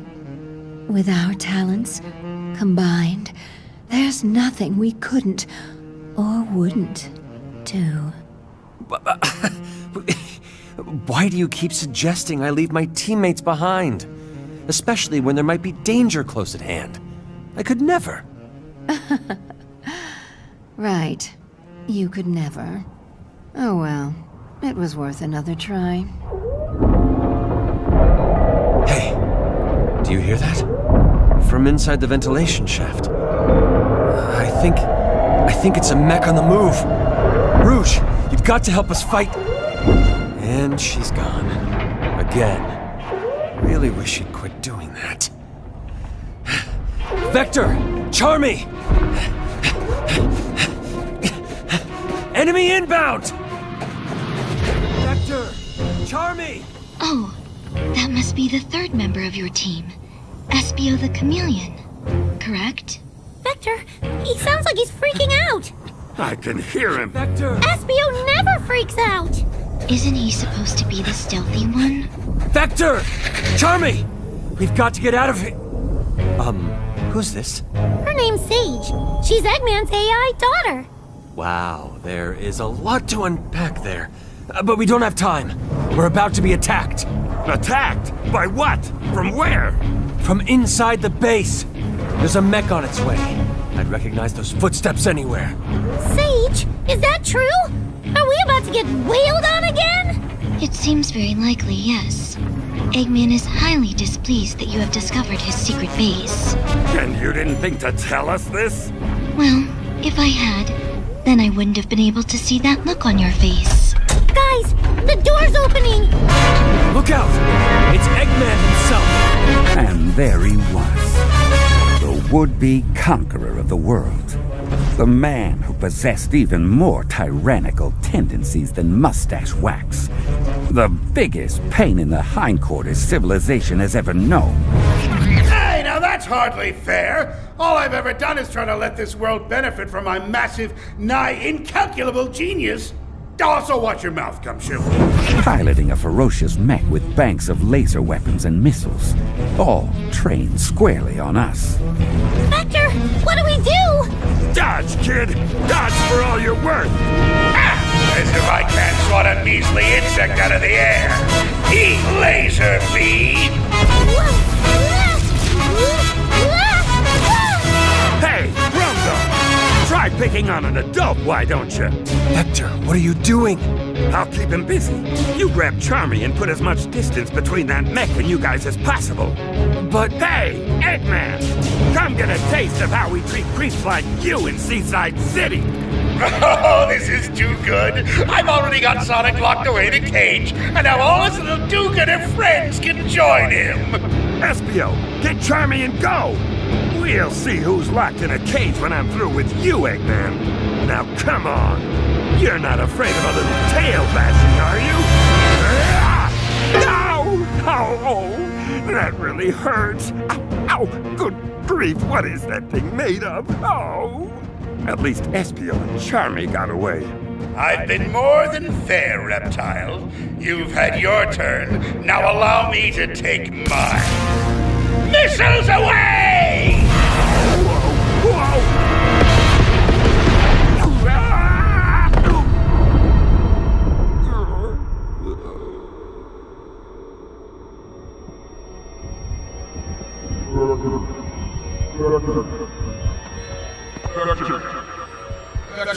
Vector, it's me, Sonic! Wake up! Wake up!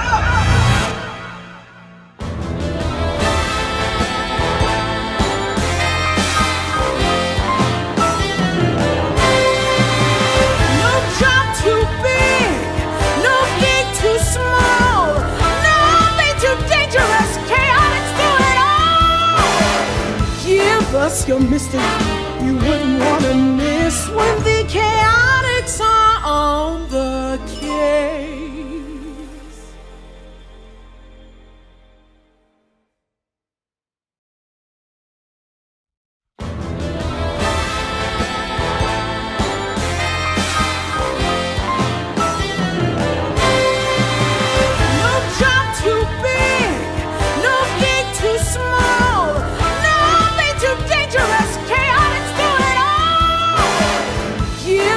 your mystery you wouldn't want to miss when the Chaotix are on the case.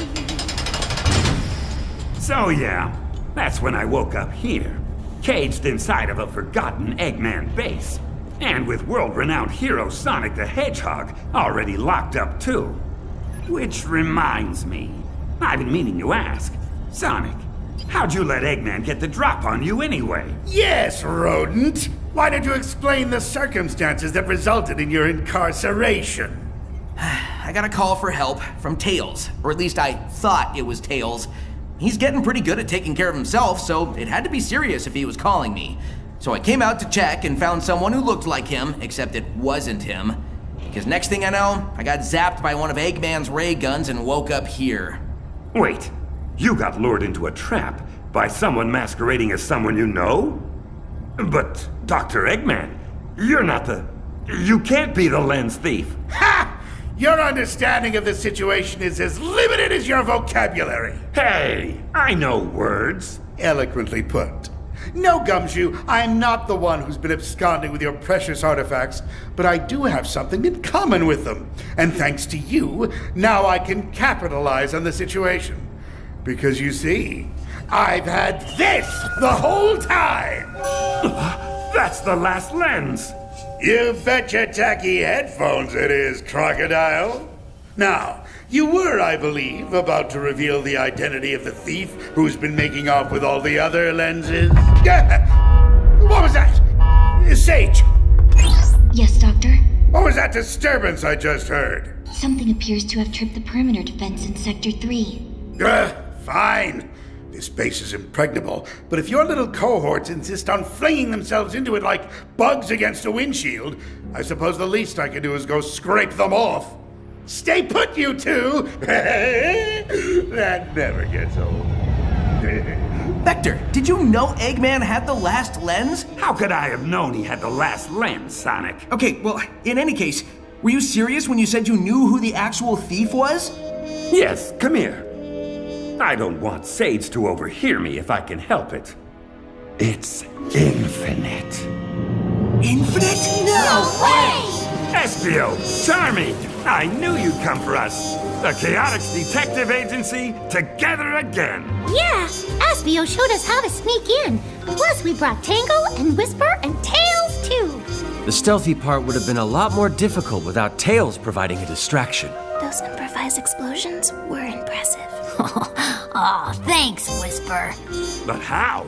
Eggman said this base was impregnable. Well, let's just say, when it comes to genius inventions, looks like it's Tails 1, Eggman 0. Hey, Sonic, you okay? Yeah, a little worse for the wear, but nothing I can't run off. Now, if you guys will please just get us out of here. Hey, Espio, a little help? On it. I can pick these locks. It'll only take a couple minutes. We may not have a couple minutes. I know. Eggman could return any second. I'll hurry. Or Tails could bomb the locks. Well, Tangle, we can either do it quiet or we can do it fast. No, that's what I'm trying to say. Eggman probably already knows you're here. He's got his creepy AI kid Sage monitoring the whole base. Let's go for fast then. Tails, want to do the honors here? Sure thing, Sonic. Oh, you gotta be kidding me. After that big distraction I said earlier, there's only enough material left to get one of you out. Oh, I got it. Tails, you bust Sonic out with a bang. Espio, time to show off your lock-picking skills. That works. Ready, Tails? One lock-busting bomb coming up. Tangle, stand back, please. Oh, hang on, wait a minute. Just a second ago, you were saying the real lens thief is infinite? As in the super bad news former mercenary Jackal, who used to be Eggman's right hand? Yes, right. The file name is what tipped me off. Red Spectre.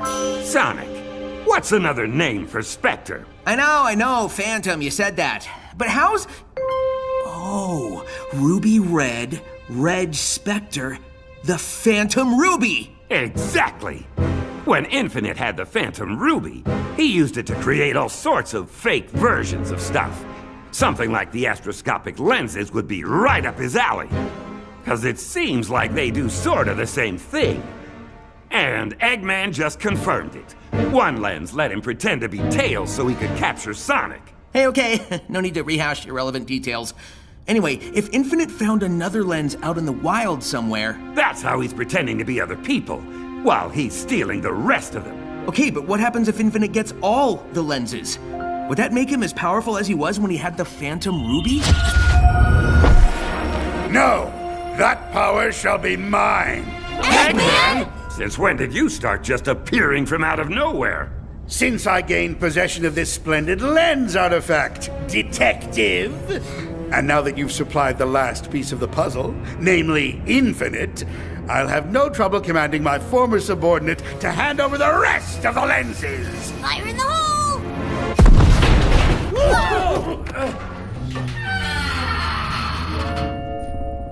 Well, would you look at that? Nice work, Tails! Sonic the Hedgehog is free as a bird! Freedom never felt so good! Espio, how much longer? This is a long couple of minutes. I've almost got it. Just need a little more time. Eggman, you might as well just hand over that lens before things get rough. Rough like this? Get away from that cage, lizard! Espio, are you okay? Here's a little tidbit for you to ponder while you enjoy my lovely cage, Vector. Your grimy little helpers only made it into the base because I instructed Sage to let them in. As if a ridiculous little wannabe ninja could infiltrate my defenses. Wow. Unnecessary. Well, Espio, you did let Rouge steal one of your kunai earlier. Wow, unnecessary. Attention. Oh, great. Sage is back. Stage 5 protection protocol initiated. Engaging all blast doors. There really is no escape now. Hey, Dr. Eggman. Before we make any rash decisions here, or engage in any kind of disagreement that might end up causing hurt feelings, or, severe lacerations, there is one thing I don't understand. Have you not already stalled for enough time, Gumshoe? Do you not see that it was all for nothing? But that's what I'm talking about. My theory of the lens thief being infinite is just that. A theory.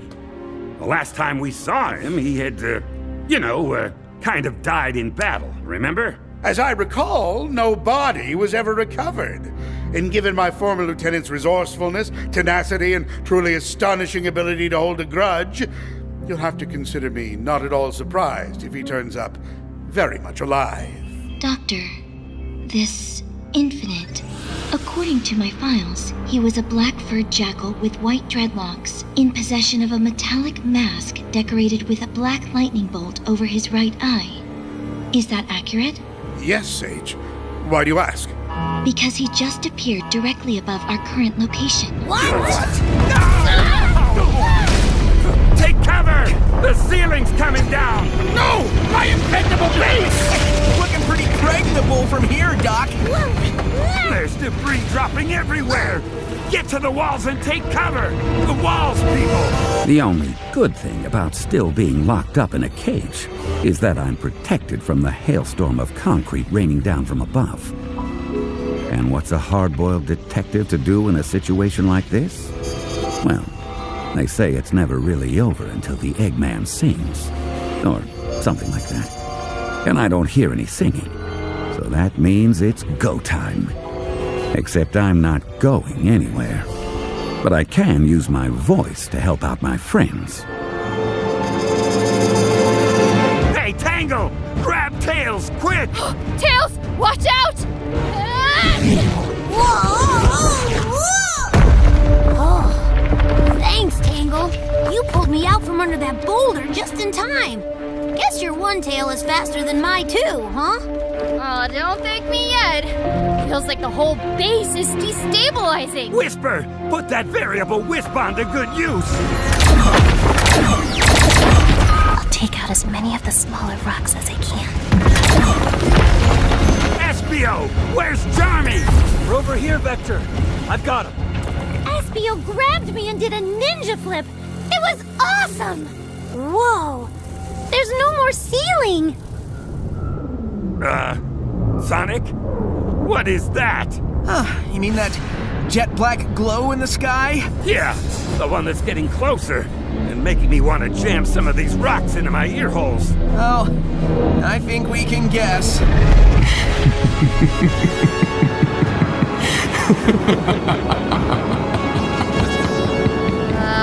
Espio? Is that? Yes, that's Infinite, Tangle. Back from the dead and looking especially irritated. Irritated is right. But more worrying than that, Infinite is looking more dangerous than ever. The last time he showed up, he took out whole armies. And all we have are the 7 of us. And none of us have Commander Tower on speed dial.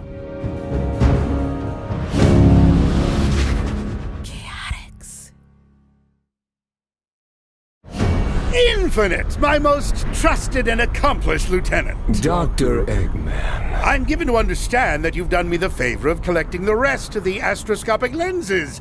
Yes? Done you the favor, have I? Indeed. Now, be a good soldier and hand them over so that I may complete the set. Ah, yes. I see you have the last one right there. Yes, indeed, my esteemed subordinate. And once I've collected... Give me that! Hey, that's mine! Return that lens at once!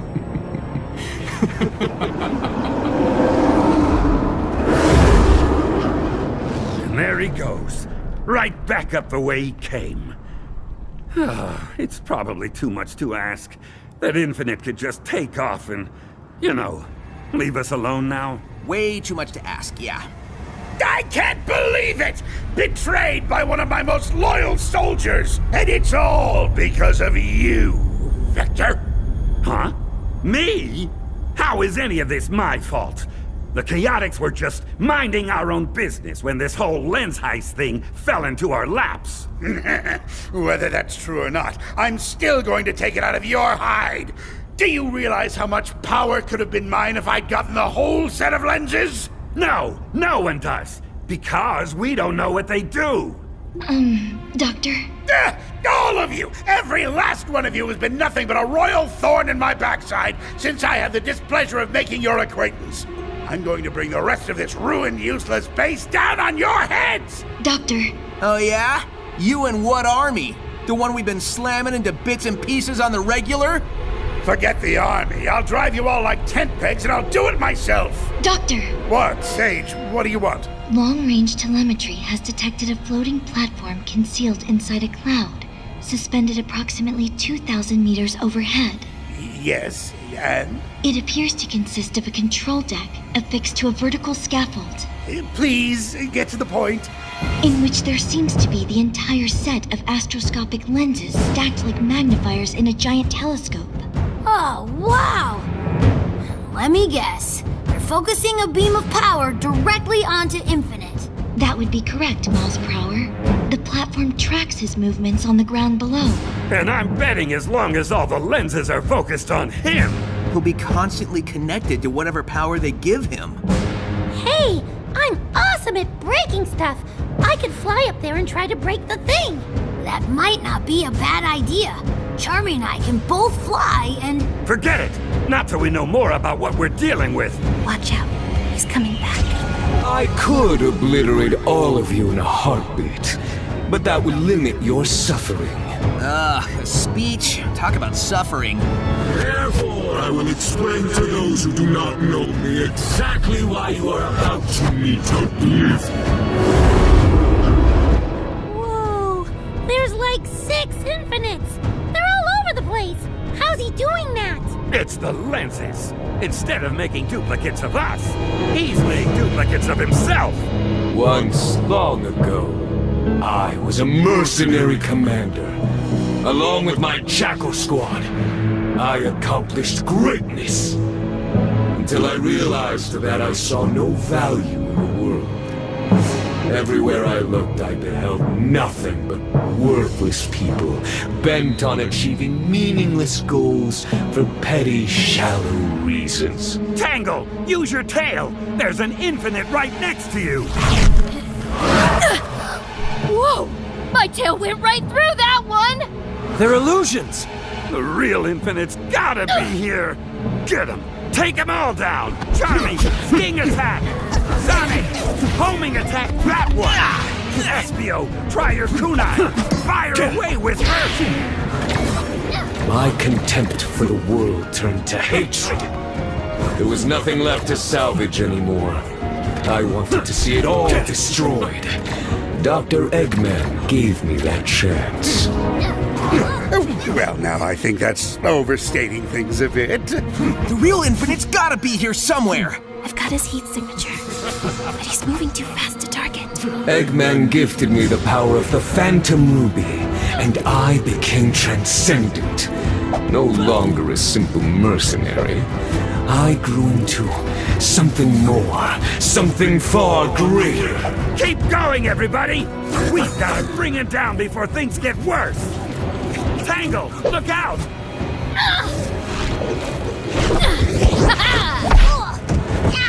Tangle, watch it! Sorry, Tails. With the Ruby's power, I could topple armies, crush heroes. I could raise the world and replace it with whatever I wanted. I became an irresistible force. And I hated the dullards and weaklings who opposed me, believing themselves to be immovable objects. Especially Sonic.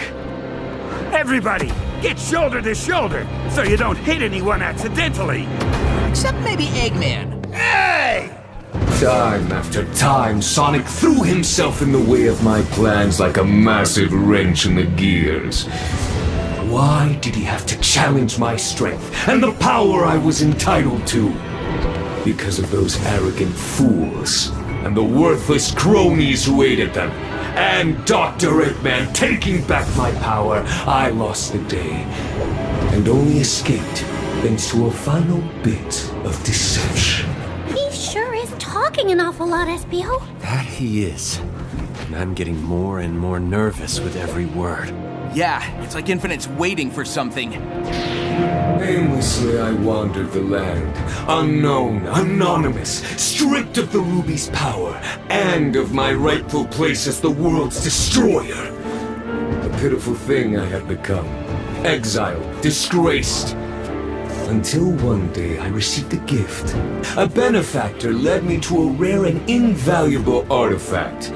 An astroscopic lens. The only one that had not been previously discovered, and either locked up or put on display. I soon mastered the lens's ability to create illusions, and used it to begin liberating the rest of the set. Now I possess them all. The lenses amplify my life force. And I intend to use them to bring myself back to full power. There's a pleasant thought. Now I shall extract the revenge most brutal on all those who would oppose me. On all those who ever stood against me. On every living thing on the face of the planet! But that's ridiculous, Infinite. You want to destroy everything? Then you'd be alone. What's the point of conquering a world if there's nothing of the world left to rule? Oh, the world will perish, Eggman. But not immediately. Not before I have created a never-ending nightmare in which to torment the survivors. Well, now you're just not making sense. You can't destroy the world if we're all trapped in a never-ending nightmare. And the nightmare can't be never-ending if the world gets destroyed. You crocodile. You and your pathetic detective agency. You thought you could interfere with my grand scheme, with my vengeance. But you are too late. Hey, where'd all the Infinite copies go? They just vanished. There, in the center of the rubble. That's the real Infinite. What's all that black energy floating around him? Now I have the power of the lenses. And I am unstoppable! All right, hey, new plan. I hereby deputize all of you. You do what now? You're all hereby inducted into my army, which means you all have to do as I command. And I command you to fight alongside me. You have got to be kidding. Oh, look, Sonic, Infinite's clearly too big a threat to let him go unchecked. And if you and your little cohorts will just follow my commands, he'll be beaten in no time. Forget it. Come on, you, the Chaotix, the Lemur, and the Wolf over there. Surely all of you, united under my banner, can beat one miserable jackal. You wanted to drive us like tent pegs, you big meanie! Why would we help you at all? I try to be reasonable, but does anyone appreciate it? No! Fine. I'll be taking my leave then, and all you little irritants can fight this out amongst yourselves. Sage! Turn off the lights on your way out. Yes, Doctor. What? Eggman's just leaving? I can't believe he turned tail and run like this. Really? I can. Before you go, Dr. Eggman, allow me to deliver a final bit of wisdom. What does it mean that all that black floaty energy stuff is gathering around Infinite's fist? Oh, I get it. When he said wisdom, what he really meant was...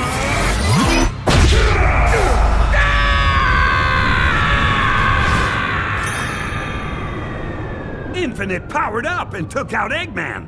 Whoa! What a punch! Eggman actually made it over the horizon! Don't worry, Father. I'll find you. Guess that takes care of Eggman and Sage. Guys, why is Infinite just staring at us like that? Probably deciding which of us to swat next. The power coming off of Infinite was palpable as he glowered down at us like a thundercloud looking for the perfect patsy to nail with a lightning bolt. Is this really goodbye? Is it the end of the Chaotix Detective Agency? What unimaginable power does Infinite now wield? Will SBO ever live up to his own expectations? And will Charmy ever figure out his role on the team? Tune in next time for the shocking conclusion to The Case of the Gesticulating Jackal. Gesticulating? Give me a break, Vector. I'm a little stressed, Sonic. You come up with a title for once. I must say, I'm a tiny bit impressed. Impressed at what an awesome team we are? No. Impressed that this much of my time has been wasted by a gaggle of loathsome little parasites. Goodbye.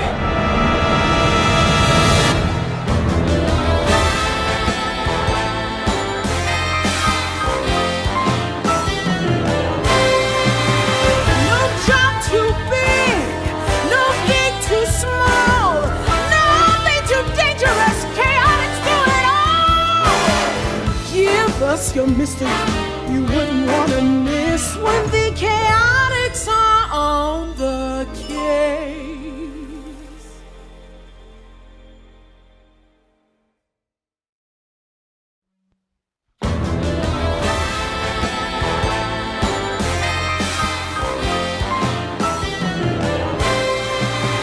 No job too big, no gig too small, nothing too dangerous.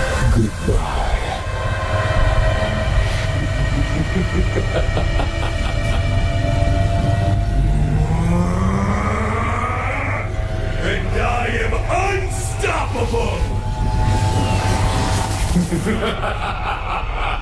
So, here I am, locked up in a cage in the ruins of Dr. Eggman's secret base, powerless to help my friends, except for the use of my brilliantly insightful narration of unfolding events. My teammates, Espio and Charmy, along with Sonic, Tails, Whisper, and Tangle, are facing down Infinite, a mercenary with a vendetta against all of us, who just disappeared inside a huge cloud of crackling black energy. It all ties into the ancient astroscopic lenses he stole to give himself an unknown level of power. Anyway, what's Infinite doing inside that cloud? What was that? It kind of sounded like A footstep. coming up out of the cloud. Is that... Now you will all suffer! It's infinite, and he's huge! Something else is moving inside the cloud. Yeah, I see it too. A bunch of somethings. Oh no! It's us! Look out! He's throwing more doppelgangers your way! Watch out for Giant Infinite, guys! He's moving slow, but if anybody gets caught under one of those feet, it's over! The ruins of this space will become your tomb! Hey! It's rude to try to stop people! Fake Tangle's got me! I'll handle it. Wait! You're firing at me! Whisper! It's the other Tangle! There's gotta be a way to tell which ones are the fakes! Tails! Got any gadgets we can use on these doppelgangers? Oh, I think so. Maybe. Okay. I've got this reverberating inducer coil. I think I can tune it so it makes the doppelgangers' voices come out funny. Guys, there's dozens of them! You're about to get overwhelmed! Here, try this. Sting, sting, sting attack. Stings is what Chaotix lack. Why does my voice sound like this? Hey, it works. 'Cause that's not me. Plus, my songs are way better. Guys, everyone! The fakes' voices sound weird. That's how we can tell them from us. They're on to us. Take them out. They still got us outnumbered. At least 5-1. Yeah, except I'm about to even the odds. Sonic was like poetry in motion. His quills writing a sonnet of action as he spun through a homing attack, seamlessly into a flying kick. Infinite's forces fell like dominoes before the little blue wrecking ball. Atta boy, Sonic! Look at him go! And if I wasn't stuck in a cage, I'm sure I could pull off some of the same moves. Oh, wow! Sonic's knocking the fakes down left and right, but they just keep coming. I better go. Nothing about this pathetic world is worth saving! I would revel in the never-ending nightmare caused by my hand!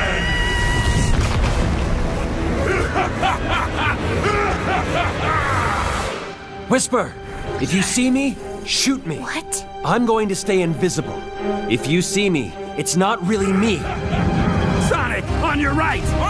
Whisper, cover Tangle! All right! 2 more for Tangle! She's grabbing and throwing those fakes like they're hot potatoes!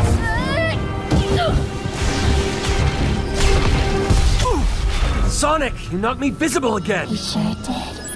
Eat this, Espio. Before I could shout a warning, a flicker of white and the flutter of leathery wings whisked Espio out of danger. Something, or someone, swooped in and saved him.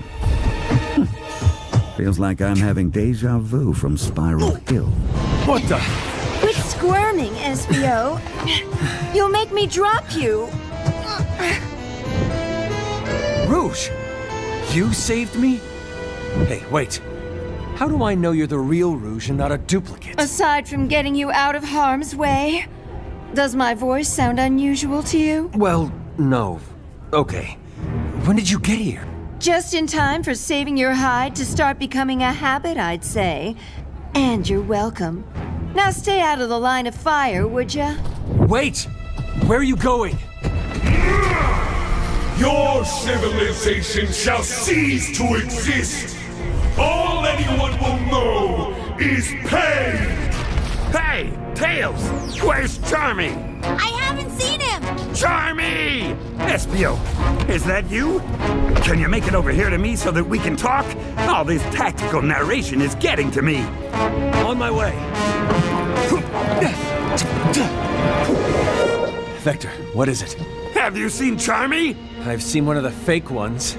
Never knew how effective the kid's sting attack could be. But no, I haven't seen our Charmy since the fight started. Have you seen Rouge? Rouge is here? Great! She can help fight!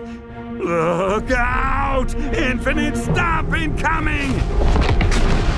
Even your names will fade into oblivion as your world becomes nothing but agony and darkness! That's the problem. Rouge pulled me out of danger again, and then disappeared. Look what I recovered, though. Hey, nice! You stole back your kunai. Couldn't let Rouge show me up like that. Hold on, Espio. Zane, 3 to your left. Kunai out. That was close. Espio, can you finish picking the lock and get me out of this thing? Way ahead of you.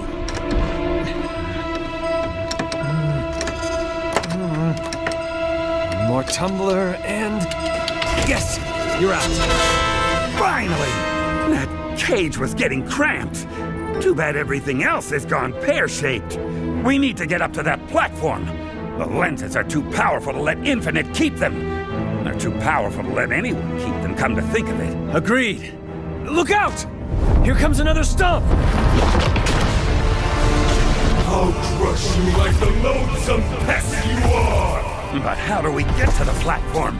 Charmy! Oh no, the only fighter we've got left is Tails. And even if he could make it up there, which I kind of doubt, we need him down here in the fight. No, Vector! That's where Rouge must be headed! Up to the platform! Seriously? She's been talking about how she should be the one to collect all the lenses. Now's her chance. Okay, Tails has at least got to try. Where is he? There! Come on! We've got to fight our way over to him. Kunai out! Espio, watch where you're throwing those things.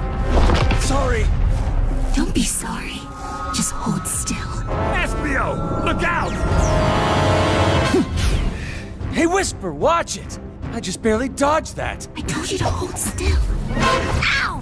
What'd you hit me for? Sorry, Tails. I thought you were a fake. No, that'd be me. Here, have a grenade! Eek! Get that out of here! Oh, hey! Careful with the grenades, Vector! Sorry, Tango! Look out! Here comes the big guy again! The only name anyone will know is the name of their tormentor, Infinite! Oh, what an ego on that guy. Ow! Tangle's tail really packs a punch. The real one or the fake one? I don't think it matters. Tails, can you get up to that platform? Not if I'm going to keep the inducer coil going down here. We're just barely hanging on as it is. Without it, we're finished. Don't worry, Vector. I've got you covered. Good grief. Is that Charmy flying the Chaotix copter? No, that's Charmy in the Chaotix copter. General's the one flying it. He's where the tail rotor used to be, acting like a jet engine. I'm amazed that wreck could get airborne at all. I'm coming in low, Espio. Grab on, and I'll get you up to the platform. This seems like a terrible idea. And yet, we're out of options.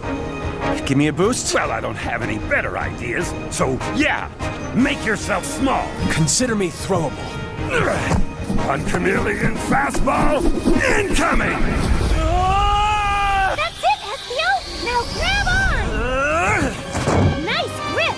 Now climb aboard.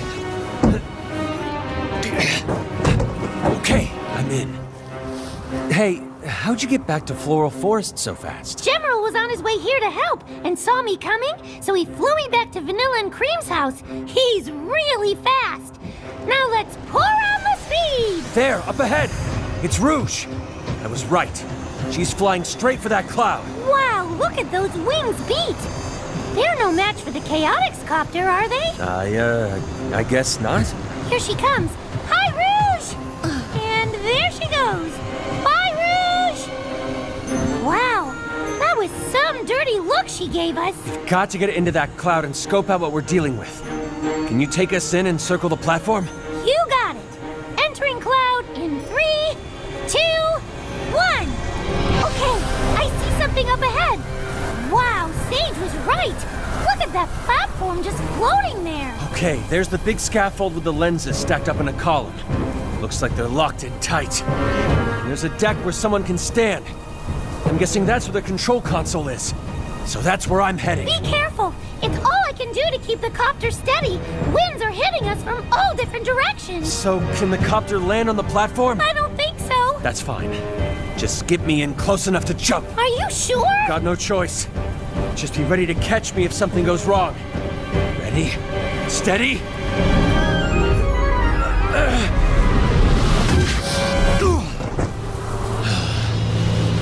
Wow, I am never taking up skydiving. You have got to be kidding me! 2 release buttons? On opposite ends of the platform! And I bet they have to get pushed at the same time to unlock the scaffold. Infinite must have used one of his weird doppelgangers to hit the other switch. Espio! Rouge! I'm glad you're safe. Be careful, the winds up here are treacherous. Thanks, Captain Obvious. Now throw me a line or something so I can pull myself in and land. Well, I would, but if I do that, you'll trick me somehow and make off with the lenses. Hi, Rouge! Hi, Charmy. Listen, Espio, don't be ridiculous. Look at those lock release buttons. They're easily 30 feet apart. You can't hit both switches at once. Oh, yes, I can. If I push one myself and hit the other one simultaneously with a kunai. You wouldn't. I would. Hey, Rouge! Look! I'm flying the Chaotix Copter! At least he's having fun. Anyway, Espio, with these crazy winds, hitting both switches would take an impossible level of expertise. Oh? The kind of expertise one might find in a devoted student of ninjutsu? Observe! Kunai out! Yeah! Yes! Platform unlocked. I should have let Whisper shoot you. Well, that's not nice. Believe me, Espio, you'll never know how nice I could have been to you. I'm out of here. Huh. Wonder what she meant by that. She never makes any sense.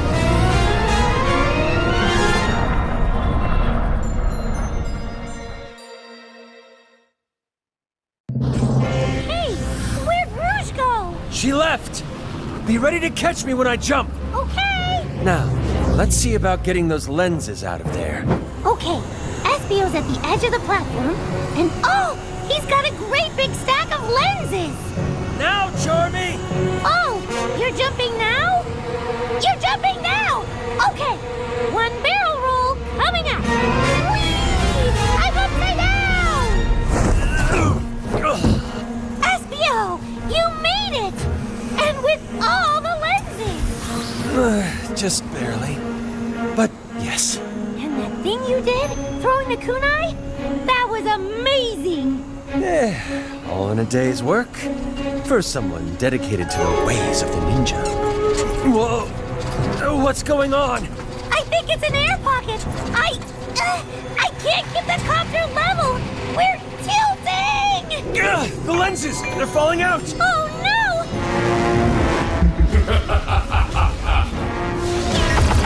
If Infinite or one of the fakes don't get us, I'm afraid friendly fire will.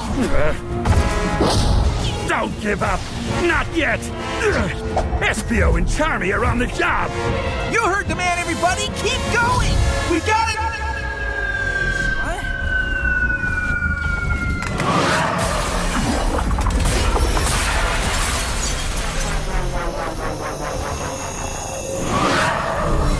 Oh, whoa, hey! Where'd all the duplicates go all of a sudden? Hey, Tangle's right! And look! Infinite's shrinking! Not just that. He's weakened. Whisper's right! He's staggering! Charmy and Espio must have done it! The lenses are offline! He's normal-sized again! Tackle him! Everybody pin him down! Wait! Huh? Why, Tails?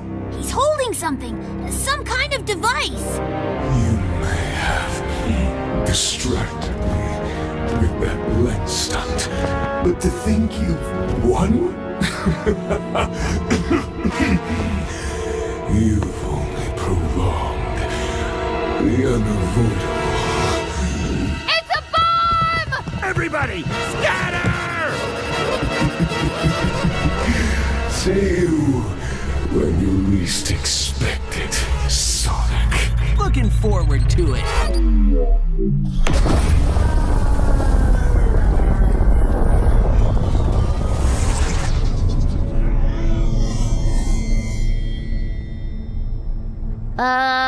Was that, did we just, like, win?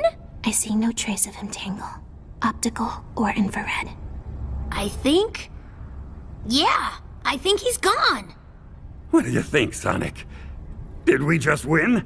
Well, the battle's over, and Infinite's not bugging us anymore. Sounds like a win to me.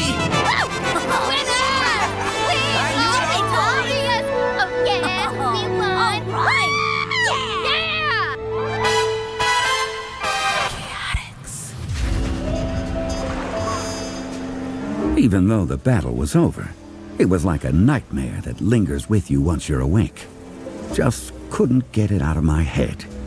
And Infinite had mysteriously vanished, like Charlie when there's chores to be done. The case was closed, and so after a couple of days we made our way back to the agency office, weary and wiser for the experience. There's that voice again. You know, I didn't think it was possible to be this sore. I've got sore places on other sore places. At least we're back in Seaside City. Let's get to the office. I hear you. Actually, can you hear me? I feel like all my joints are squeaking and crackling. I've never been this tired before. I can barely stay in the air. Hey, Charmy, just this once. You want me to carry you? No. Thanks, though. I'll be all right. Oh, hey, look. It's gun soldiers around our office. Just what I was hoping for. We'd better go see what they want. Commander Tower, Professor Victoria.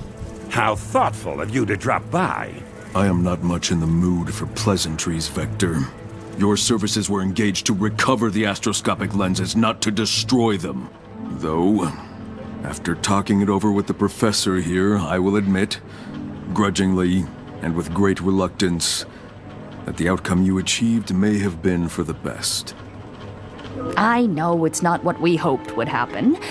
I was looking forward to analyzing the lenses myself, truth be told. But, as it turns out, you and your friends did the world a tremendous service. We were, unaware of Infinite's return and of his involvement with this whole affair. Yeah, well, it took us a while to figure it out. Longer than it should have, if I'm being honest. Don't beat yourself up, Vector. You deserve a reward. Which is why it's my pleasure to bestow upon you the honorarium we discussed when we first spoke. Honorarium? Reward? Money? Here you go. One for each of you. And this paper is what, exactly? They're honorary degrees from Spagonia University. Congratulations! So, there's no actual reward. I mean, not a monetary one. Knowledge is its own reward, I think you'll find. Ooh, does this mean I can tell people to call me Dr. Charmy now? No. No, these are associate's degrees because you're our associates now. Isn't that great? Yeah, great. Oh, and the best part. Remember how the Chaotix copter got sidelined? Sidelined is a little generous. More like totaled. Wait, why are you bringing that up? Because I've got a wonderful surprise for you. One that means you won't have to walk everywhere. You got us a new helicopter? Even better. I got our engineering students to restore your old one. Restore? Students? Yes, first-year students. It was a great learning opportunity for them, and they put the Chaotix copter back exactly how it was when I first hired you guys, down to the last bolt. Wow, I don't know what to say. Except thank you. This is incredible. The Chaotix Copter Classic, back in action. I know, right? Isn't it great? Yeah, great. Maybe we could put seatbelts in it this time. Well, that's settled then. Professor, I'm sure you'll be available when we call for your services in the future. Of course, Commander. And I trust the same can be said for you, gentlemen. Oh, absolutely. In fact...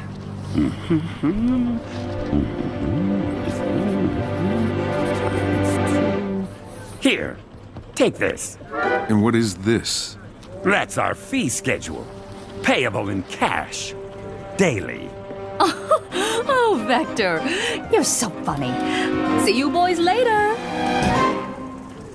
Well, all things considered, especially since we got our copter back, that whole mess could have been a lot worse. Could have been a lot better, too. Oh, hey, buddy, what's wrong? What's wrong? Everything's wrong. Well, except with Espio. Pardon me? You weren't feeling like your ninja skills were getting challenged, right? But look what you did!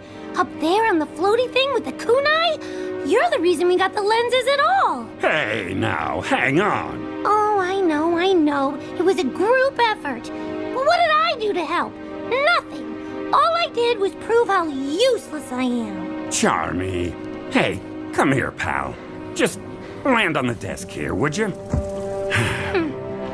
What you're saying just isn't true. All this stuff about needing a new role on the team, it was never necessary. Because you fit perfectly exactly the way you are. Really? Listen, who can get into tiny little spaces like you can? Not Espio, especially not me. That's true. And which one of us can fly? Again, not Espio, not me.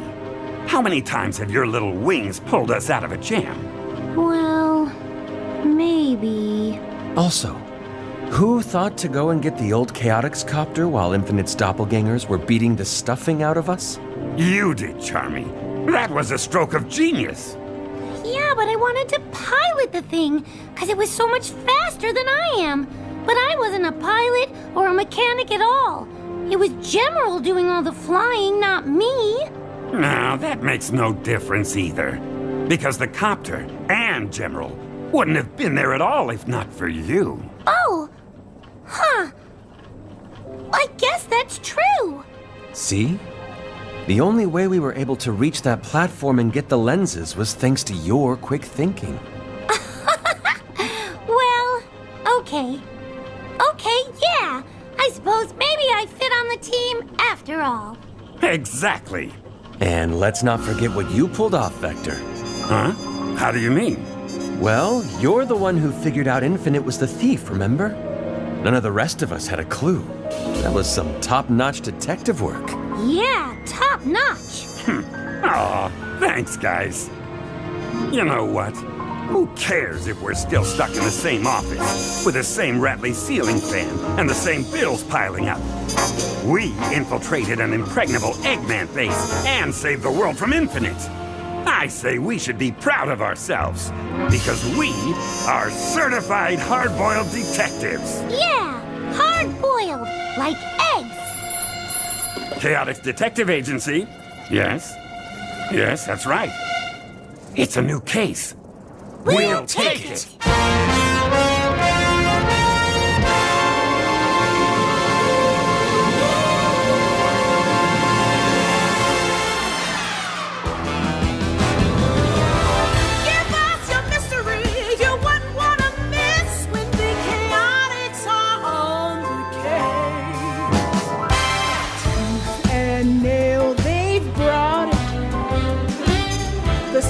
The sting and the style.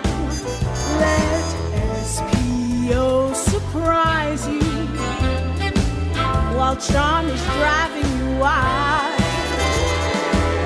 Their fearless leader, Vector, knows that they're the best detectives. Even when the rest forget it, call them in, you won't regret it. Oh! You have been listening to Sonic the Hedgehog presents the Chaotix Casefiles.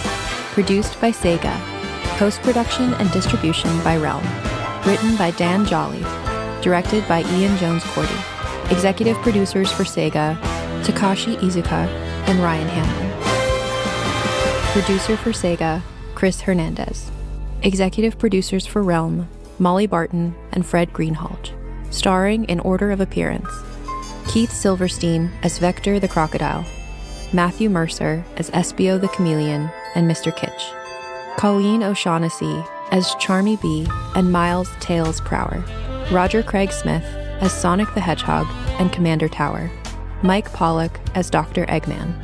Dave B. Mitchell as Knuckles the Echidna.